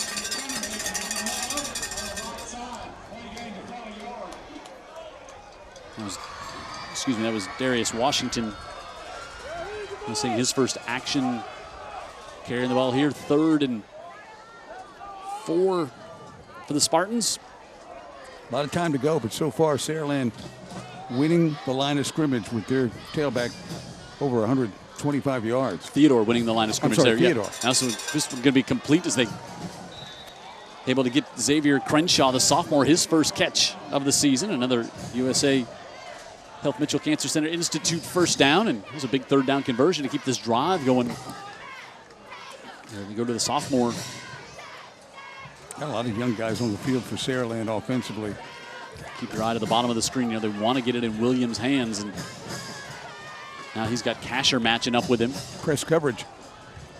They look that way. Williams looks up, can't pull it in with one hand. This looked like he got away with a little push off there as well when that ball was in the air. So Will James has been on him all night. Oh, he definitely, those receivers, usually the officials, when you extend the arm all the way like that, you can get away with a little short little shove, but a lot of times that arm gets extended and draw the push off, and instead it's just incomplete. So 2nd and 10.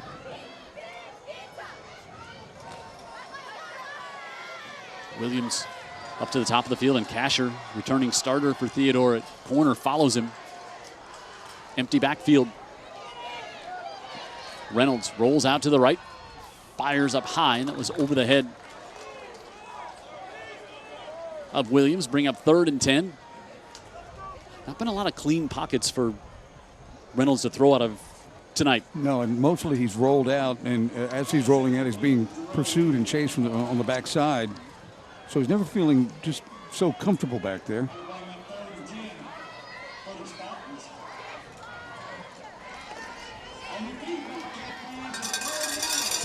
Theodore's done a great job of shutting down the run. Almost abandoning it here. This drive, 3rd and 10. Now Reynolds, he's going to scramble out, looking for a blocker, trying to get to the edge. He's got to get to the 50, and he gets to the 45, and he's upended there. A long way to go trying to get the corner turned, and a lot of athletes on that side of the field. Collier there to come up with a stop and bring up 4th down. Good little player, Collins. Yep. Not a big linebacker, but Coach big heart. Jeff Kelly just keeps the offense out here at 4th and 5 from the 45. They got to get right to the midfield stripe.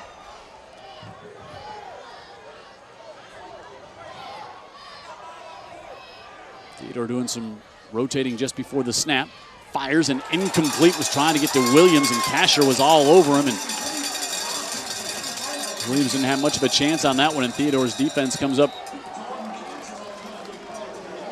Stop, get a whistle, maybe just a heat timeout whistle. Yeah, that's what we're going to do. That's a great play against one of the best receivers you're going to see on UTV 44 this year. Yeah, Kasher, just a junior, making that stop. So we'll take a timeout here. Saraland turns it over on downs. Theodore by 2 touchdowns. And going to get the ball back. Positive field position coming up after this timeout here on Friday Night Rivals.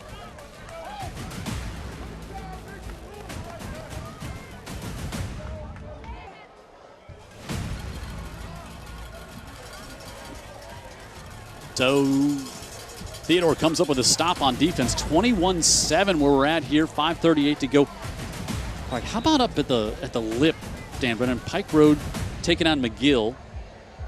It's 55-30 Pike Road with 2:29 left to go in the first half. Wow, that's phenomenal. They're on their way to 110. 55. I mean, they're at 85 now with. Oh, well, I'm just saying Pike Road alone. Yeah. Combined, I was, whew. Wow. Lots of action up at the lip. Rogers picks up 11 on first down. You think we're going to see a healthy dose of this from here throughout the rest of the night? They keep blocking like that. And he's really complimenting the blocking too, Jim. He runs hard. He runs smart. Yeah, you don't have to get real deep in the playbook right at this time. Perfect scenario for the Bobcats.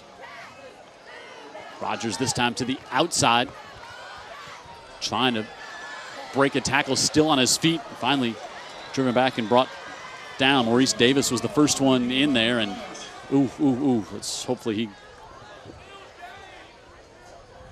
looked like he was in a little discomfort there. Right. So.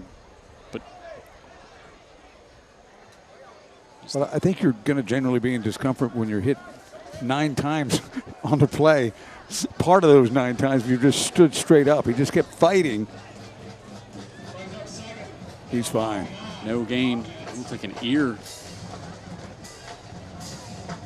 issue there. You see his updated totals. Yeah, I really like Rogers. He's a tough kid. Another big play.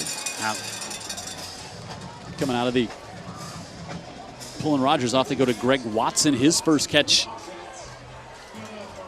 of the night, and Pogue with a first down up to the 22-yard line. The officials will have a conference here. Boy, Pogue, I mean, it's easy to get a little overshadowed by Rogers, but Pogue decision-making, throws he's had to make here tonight, really impressed by this young man. Yeah. I mean, they really have trusted him on every spot on the field. Goes over to Watson, who just had his first catch of the season, and gives a little check. Now, the play clock, they stopped when the officials had that little conference, they didn't reset the play clock, so it quickly ran down to 0 there. So they're going to need to reset that.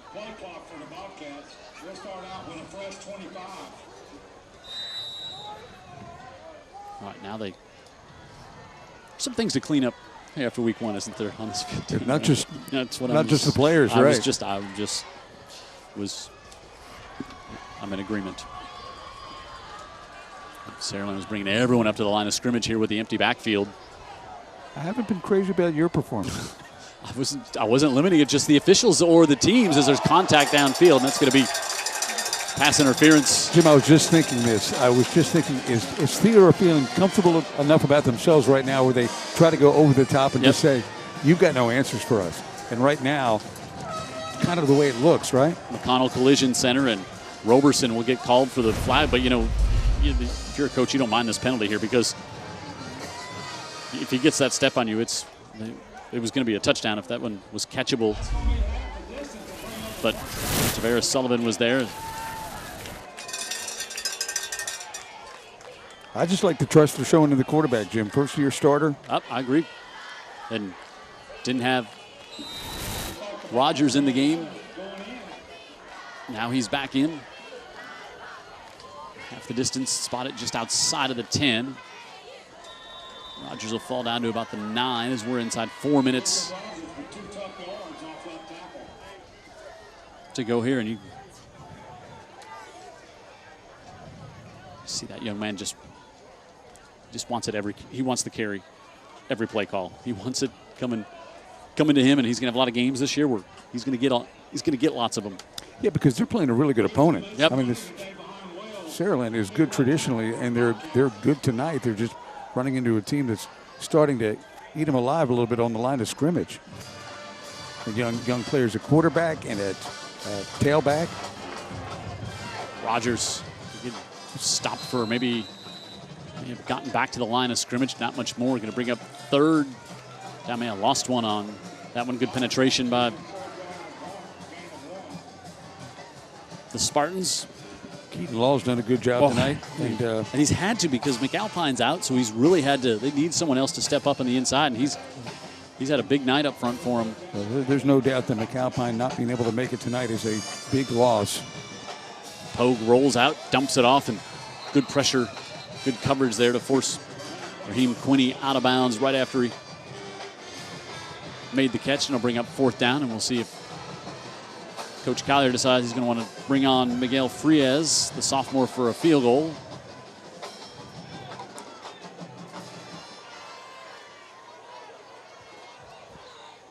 If you've got a kicker, you got to bring the kicker in, right? Yep. Okay. They need a holder. You got somebody cramping up down there. Yeah, so late on the field, but they get Cameron Rigby out there to hold the left-footed Frias from 30. And it's good. The sophomore had a perfect night here tonight. 3 for 3 on PATs, and now a 30-yard field goal.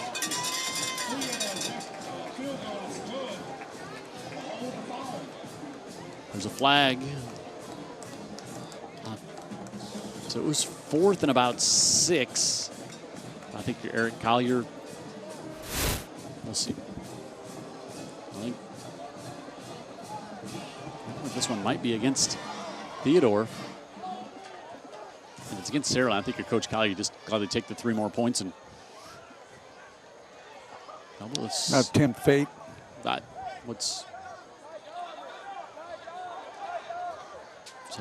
Think about this, though, Jim. His defense has played really well. Aside from a couple of plays, including the late double pass, 42-yard touchdown. So the defense has played really well. So it's a roughing the kicker call against Saraland, and it looks like Coach Collier will take the half the distance penalty and a fresh set of downs. I thought if it was going to be a 5-yard penalty, it wouldn't have been a first down. You would keep the points. But now if you got the first down, you get half the distance and it's 1st and goal. And you got number 2. Your decision has been made. You can hand the ball.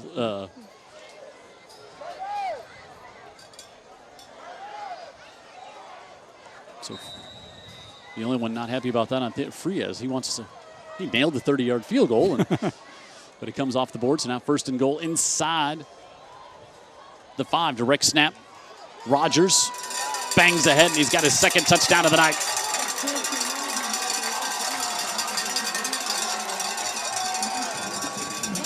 Decisive as well. Right on that snap, knew he wanted to go off the left side and bangs it in, and may have just salted this one away for the Bobcats with 2 minutes to go in the 3rd. 27-7. I don't think we'd have seen this one. Waiting for the PAT, and Rogers' big night continues.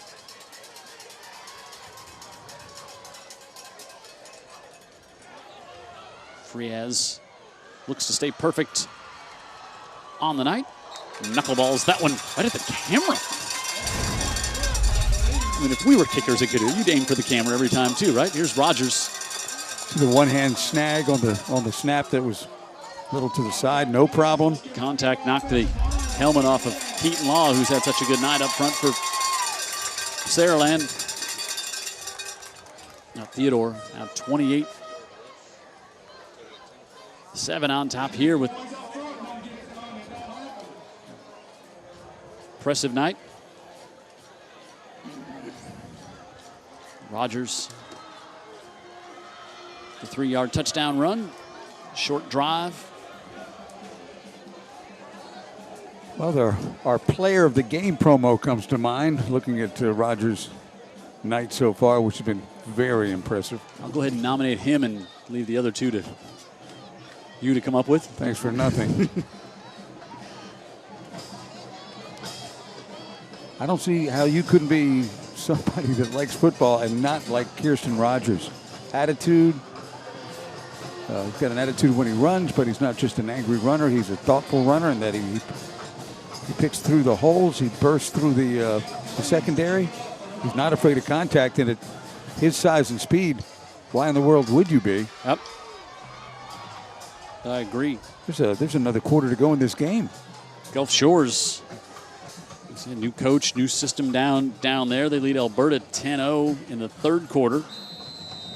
Ronnie Royal for Gulf Shores, 226 yards rushing already on 25 carries. Baker still leads UMS 10-0. McAdory on top of St. Paul's 21-7. BC Reign still trailing Alma Bryant up the road here. Cottage Hill on top of Fruitdale. And Robertsdale with a 6-0 lead over Foley. This one bounces to the near side at the 10, and McWilliams, the freshman, trouble all the way back to the 3, and he's going to get hit, driven back, and falls out to the 2-yard line. Theodore's special team's been really good here tonight. They have been, and you're right about that. And also there was, again, just something unfortunate happening to poor McWilliams with the ball. He doesn't come up to get it on the fly, and then everything goes from bad to worse. He's the freshman tailback who's been under siege tonight. Stepped it back into the end zone there before coming back. He'll have better days. He's a really good talent. 9th grader starting at tailback for Saraland High School. Yeah, and this, it's also why I think both coaches love scheduling this game to start the season because you know you're going up against a very solid opponent.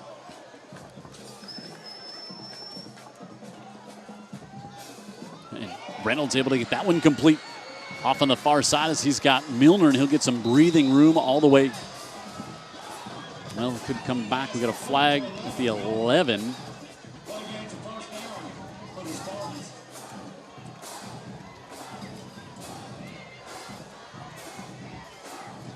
Out to the 27-yard line, but so I guess that's not a flag back at the 12.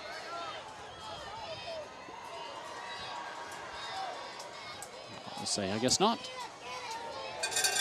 Nothing doing there for Washington as the sophomore is swallowed up. Actually, that was McWilliams took the handoff, and Bolden was there, Cunningham was there. Shut that one down quickly as we're approaching a minute and a half to go. Quarter number 3. Just wondering if they've hit halftime yet at McGill. St. Paul's loses to McAdory 21-7 to open the season. So after their perfect season last year, that will not happen this year. And strike up the far side. Milner makes the catch. I think the St. Paul's came in ranked number 1 yep. in 5A. It was a nice throw and catch. Milner able to go up and get that one. So Reynolds rolled out. Yeah, Jeff was telling me about Milner. In my visit with him earlier this week, he really likes him a lot. I think we've called a few Milners over the years at Saraland. I believe we have. Inside give, pushing up ahead across the 40.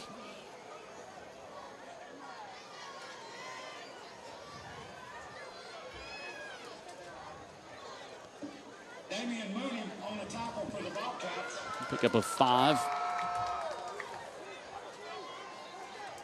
And Reynolds tries to get McWilliams situated behind him. Floats this one over the head of C.D. Gill, another freshman. He's looking for his first touch of the season there.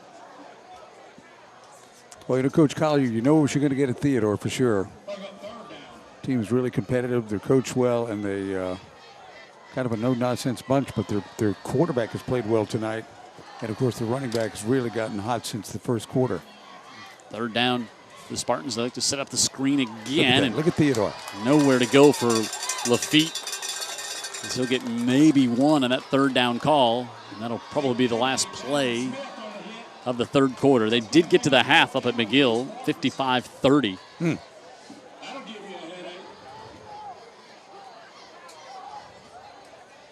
I think Spartans will just take their chance on this fourth down play to start the fourth quarter. And Theodore will take a 3-touchdown lead into quarter number 4 here at C.A. Douglas Field.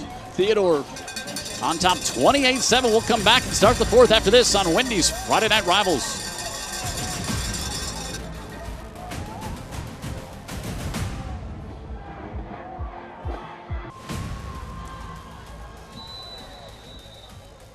Got the fire truck parked in the north end zone here at Theodore, and Old Glory flapping. She was flapping a lot more earlier when those storms were coming through, delaying the start of this game by 30 minutes. We didn't know when we were going to get underway, and luckily we got underway at 7:30.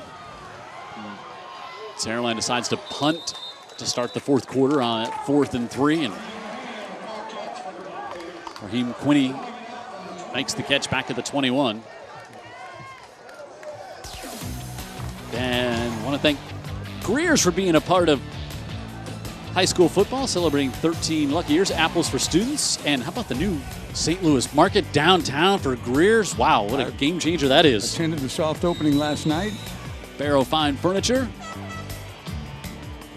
And also AOC Sports. We do our pregame show there. And thanks to all of our great friends here.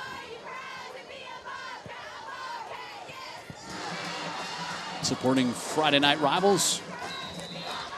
This kid does not mind taking on the other team, and I mean the team. He enjoys it. I would agree. carrying the load all night, as they certainly all season. And boy, just one of those guys you can just see Theodore in a close game too, get the ball back with 4 minutes to go with the lead and just run the clock out. Absolutely. Just that. They may try that with a big lead. Yep. Just let him continue to be who he is. You just kind of suck the will out of the opponent. You can do that with a back like that, and an all-senior offensive line again. We can't say that enough. Plus, Theodore, they work on run blocking and on running the football, and now with a back like that. And it's just been solid all night. It doesn't have a 60 or 70 yard run to pad those totals. It's just been good chunk plays, 17 here, 21 here. To that, I would say stay tuned. Yes, I might push him over the 200-yard mark if that's the case. Up the middle here. Pick up 6, maybe 5 on first down.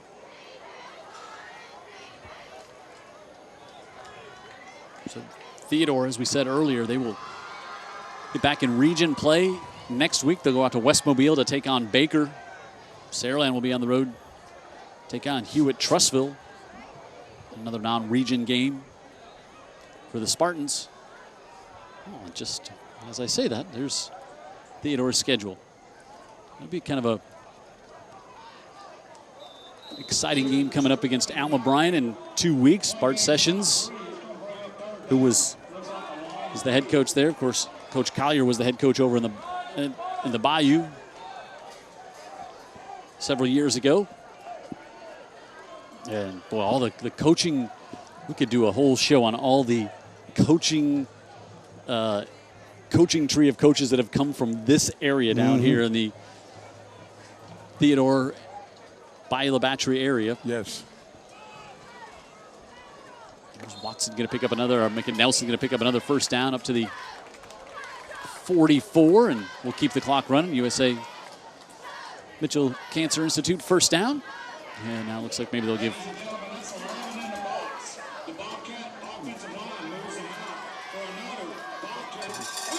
Rogers a little breather here, and let's just see some substituting coming in for Theodore on the offensive side of things. Andrew Palmore now checks in the backfield as we approach 9 minutes to go in this one.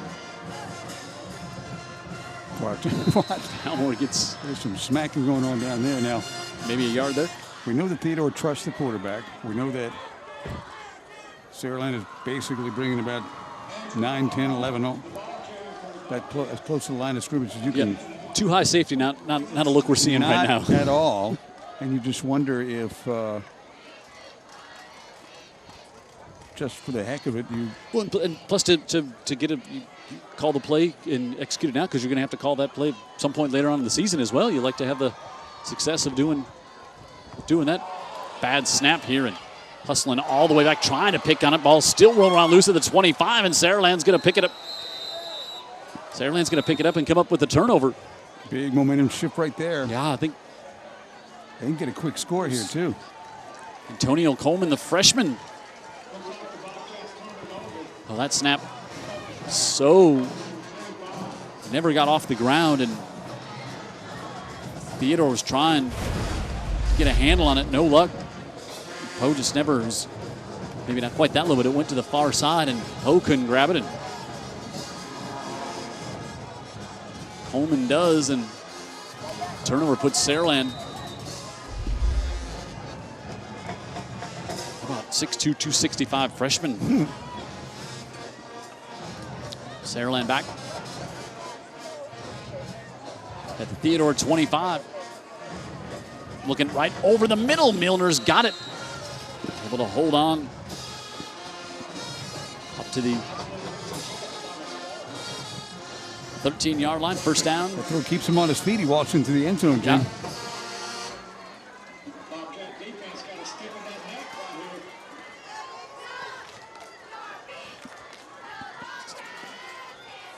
First down again here for the Spartans. They give it up. The freshman McWilliams cuts it up, still on his feet. McWilliams is in for the touchdown.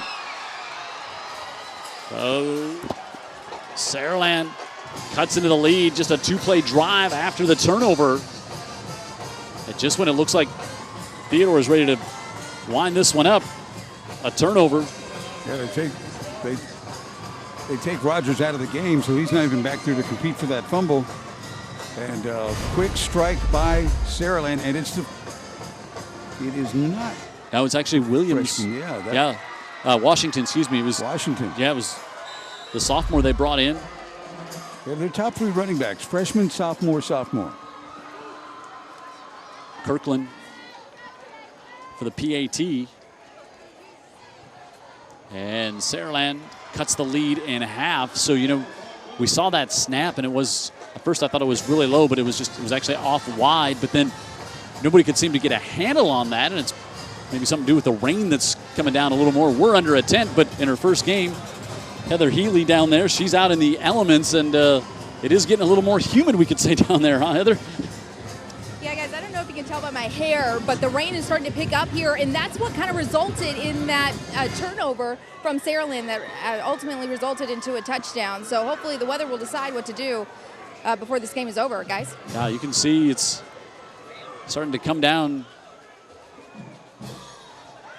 more, and suddenly Saraland was very okay with that as they took advantage of that bad snap, and now they're hanging around. That was a big break, taken advantage of. I mean, we really were looking at Theodore just running down the clock just about. You couldn't run it all out with 8 minutes to go in the game, but the way they were getting 6, 8, 2, 4, 8, 9 yards, it looked like a matter of time.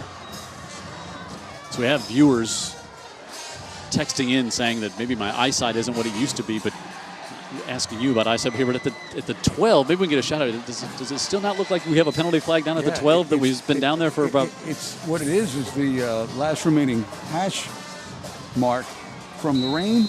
No, it's inside. It's between the 2 hash marks. Oh yeah, you're right. Yeah. See, okay. So it's a divot with sand. Ah, makes sense. Got it. All right.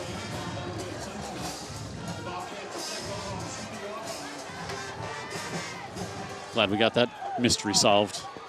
So Billy Dial is probably right. My eyesight maybe isn't as great. Want to thank Herc Reynolds. They'll give you our players of the game at the end of tonight's broadcast. And you'll be able to go on YouTube 44 and vote for your favorite player of tonight's game. Also BLP Mobile Paints celebrating 100 years. And back here on Friday Night Rivals with us. And also Fusakli's feeding the crew. That crew looked like they did not eat during the offseason when Fusakli's arrived here tonight. Most of the crew. Some.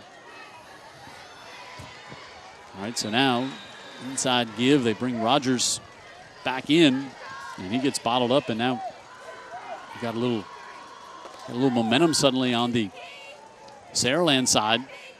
Now you're thinking, hey, we need to get a stop here, and suddenly we might have a chance here. It's a team and a program that's used to winning games much more than losing them. Been in a lot of big games. Theodore's giving them a sniff here, and let's see if they take advantage of it defensively now. Yeah, no gain there on first down. Palmer in the backfield. Little screen. Get this off to Jenkins, and Jenkins brought down in a good open field tackle as he falls up to about the 24, but Roberson, senior safety there, who's made a couple of good open field stops tonight, got Jenkins down around the ankles there, and I'll give him a gain of 3, so 3rd and 7. And number 2 is back out there for the Bobcats. Yeah, he is. We thought he might be a little banged up, but maybe just got a breather. Theodore running the play clock. All the way down here inside 5. They snap it. They give it off Rogers. And he's going to be bottled up this time as Coleman, the freshman who recovered that fumble, in there to make the stop. And Theodore's going to go with a 3 and out. And now Saraland going to get the football back. You know, if Saraland's got a lousy freshman football season, that's because the freshmen are on the varsity. And you mentioned that. So Coach Collier was talking the pregame show. He said these kids, last year's seniors and this year's seniors, all they've done is win since they were 6 and 7 years old. They've been used to being champions in whatever lower levels and also other sports. So knew there was a lot of talent.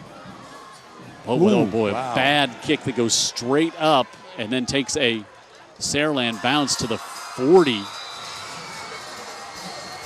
Actually a 39, so about an 8-yard punt, and now great field position. You got the wizard, Jeff Kelly, calling the plays. You're only 39 yards out. You're 2 touchdowns behind, but you were 3 touchdowns behind a couple of minutes ago. And we'll see if the officials decide they want to take a heat timeout or not. They will indeed take a heat timeout. So 5:48 to go, and suddenly now Saraland has it at the 40 of the Bobcats. They're down 2 touchdowns, but suddenly now you go, we got almost 6 minutes to play here. So we'll find out what Sparty can do. Coming up after this, Saraland down by 2 scores. Theodore on top to open things up here on Friday Night Rivals.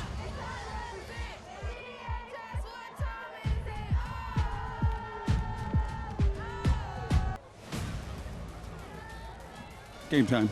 There we are. Beautiful tent put up here at CA Douglas Field. Jim Cox, Dan Brennan, Matt Melton, our statistician, and see what Saraland can do. This one thrown up in the air and trying to come to Williams, and it was a high toss, and Williams was double teamed by this Theodore defense. That's called smelling out of play right there. A great description when I said this one was thrown up in the air as opposed to how else it would be done. But coming out of timeout, that is loss of 3 for Saraland. But Williams has not been involved much in the second half. They have really shut him down, and they had Casher has kind of been matched up with him more in the second half in the man coverage. Fake. Reynolds looking for the home run, just a yard long, as they wanted to go to Williams, and he had a step there too. Yeah, I mean, you can dink and dunk it down the field, or you can do that. He had, that was Ryan Williams, right? So that was it. The freshman split out on the. Yep. Ooh. 6'1", 160. Like him as a option here. Another young playmaker that we're talking about here tonight. So 3rd and 13. You're thinking you got to be in 2-down territory here for Saraland with just 5 minutes to go. Oh, yeah. Reynolds looking. Wants to come to the far side, and some miscommunication between he and his receivers. He wanted Williams, but the pocket was collapsing and really nowhere to go. And now 4th and 13.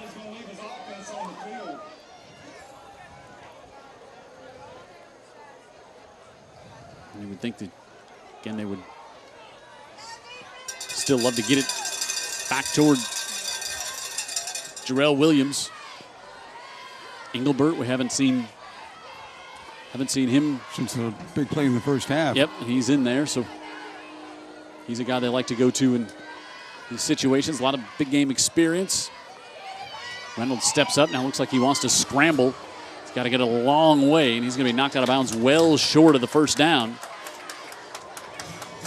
Damon Jones there, and now some pushing and shoving on the far sideline. He's kind of heating up, and both teams quickly dispersed out of there as Reynolds was stopped way short. The first down, you see some of the Theodore coaches all the way out past the hash marks, making sure that cooler heads prevail. Well, you're up 2 touchdowns. You don't need anything to escalate that keeps that in any way hurts your chances at this point. Yeah, it was a 4th down stop. Could be a turnover. Well, you know what the plan is. Let's see if they can execute it. We talked about that earlier. So you can imagine a game with about 4 minutes to go, and you got the lead. Just want to be able to run the clock out. The rain coming down harder. They might do a little power occasionally, power run game with the quarterback as well, with Pogue, just to change it up a little bit. Yeah, like Heather talked about with that rain, we've seen trouble with the center quarterback exchange for Theodore.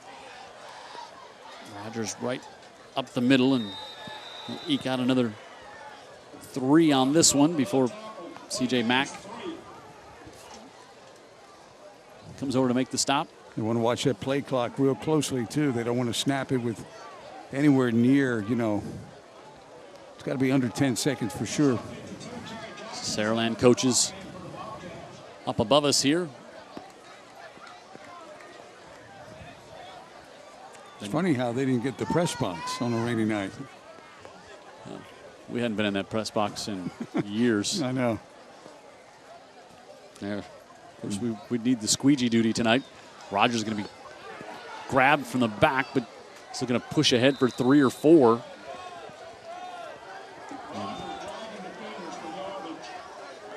He's trying to grab and pull him down was Trevor Pope, and Pope now up and walking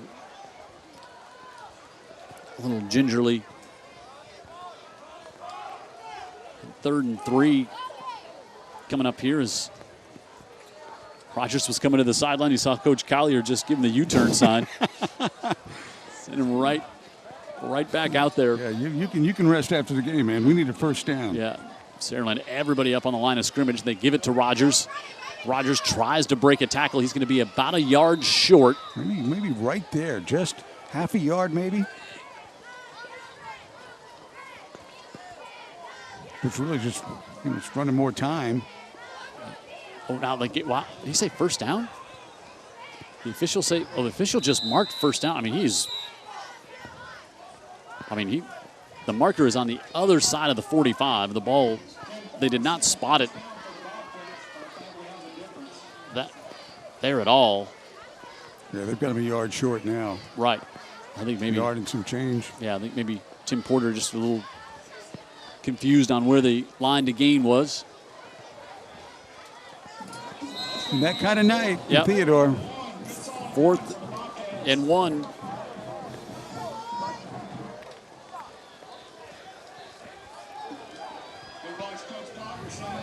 Play clock. They don't have to snap this until it's going to go with the sneak. And they're going to get the first down here. So they could have let the play clock run all the way down to almost 2 minutes. But they snapped it right away. I think they're trying to catch Saraland napping a little bit. Kind of seal this one maybe away. Saraland with 3 timeouts.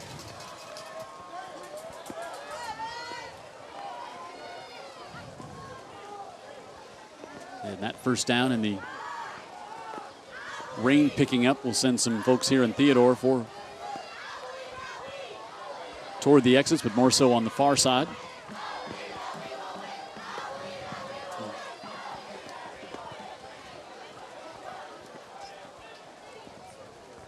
We talked about it a lot. Really liked Poe as they pitched this one to the near side. And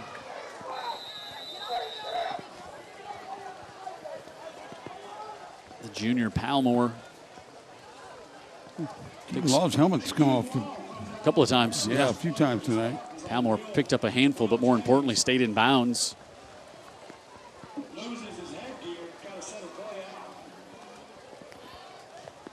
Well, what do you make of this one?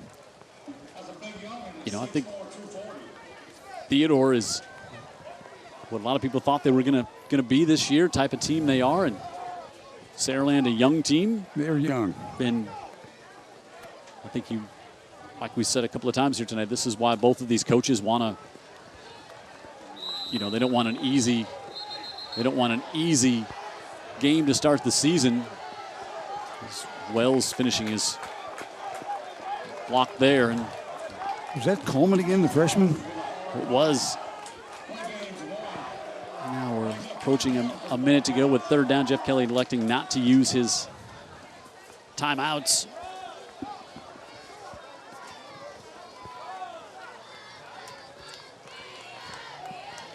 Theodore just looks solid, Jim. A lot of experience up front on both sides of the ball for the Bobcats.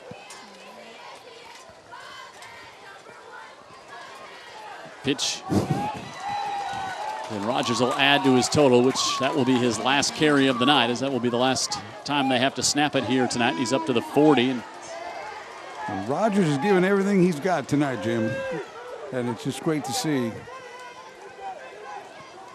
a young guy who's all about the team, a talented guy who's all about the team. See if we can find out how many carries he's going to finish up with. See, they're not going to have to snap it again.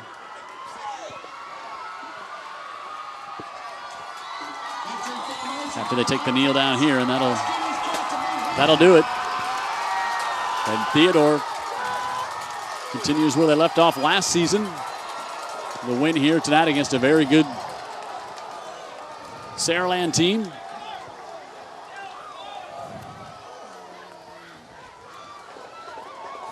And our BLP paints school colors. You see, those two guys really like each other a whole bunch. That was evident at the pregame show. We were both. They do, and Jeff's not in the worst of moods. His team lost to a good team. Yeah, and young guys, he's trying to figure out his quarterback situation, and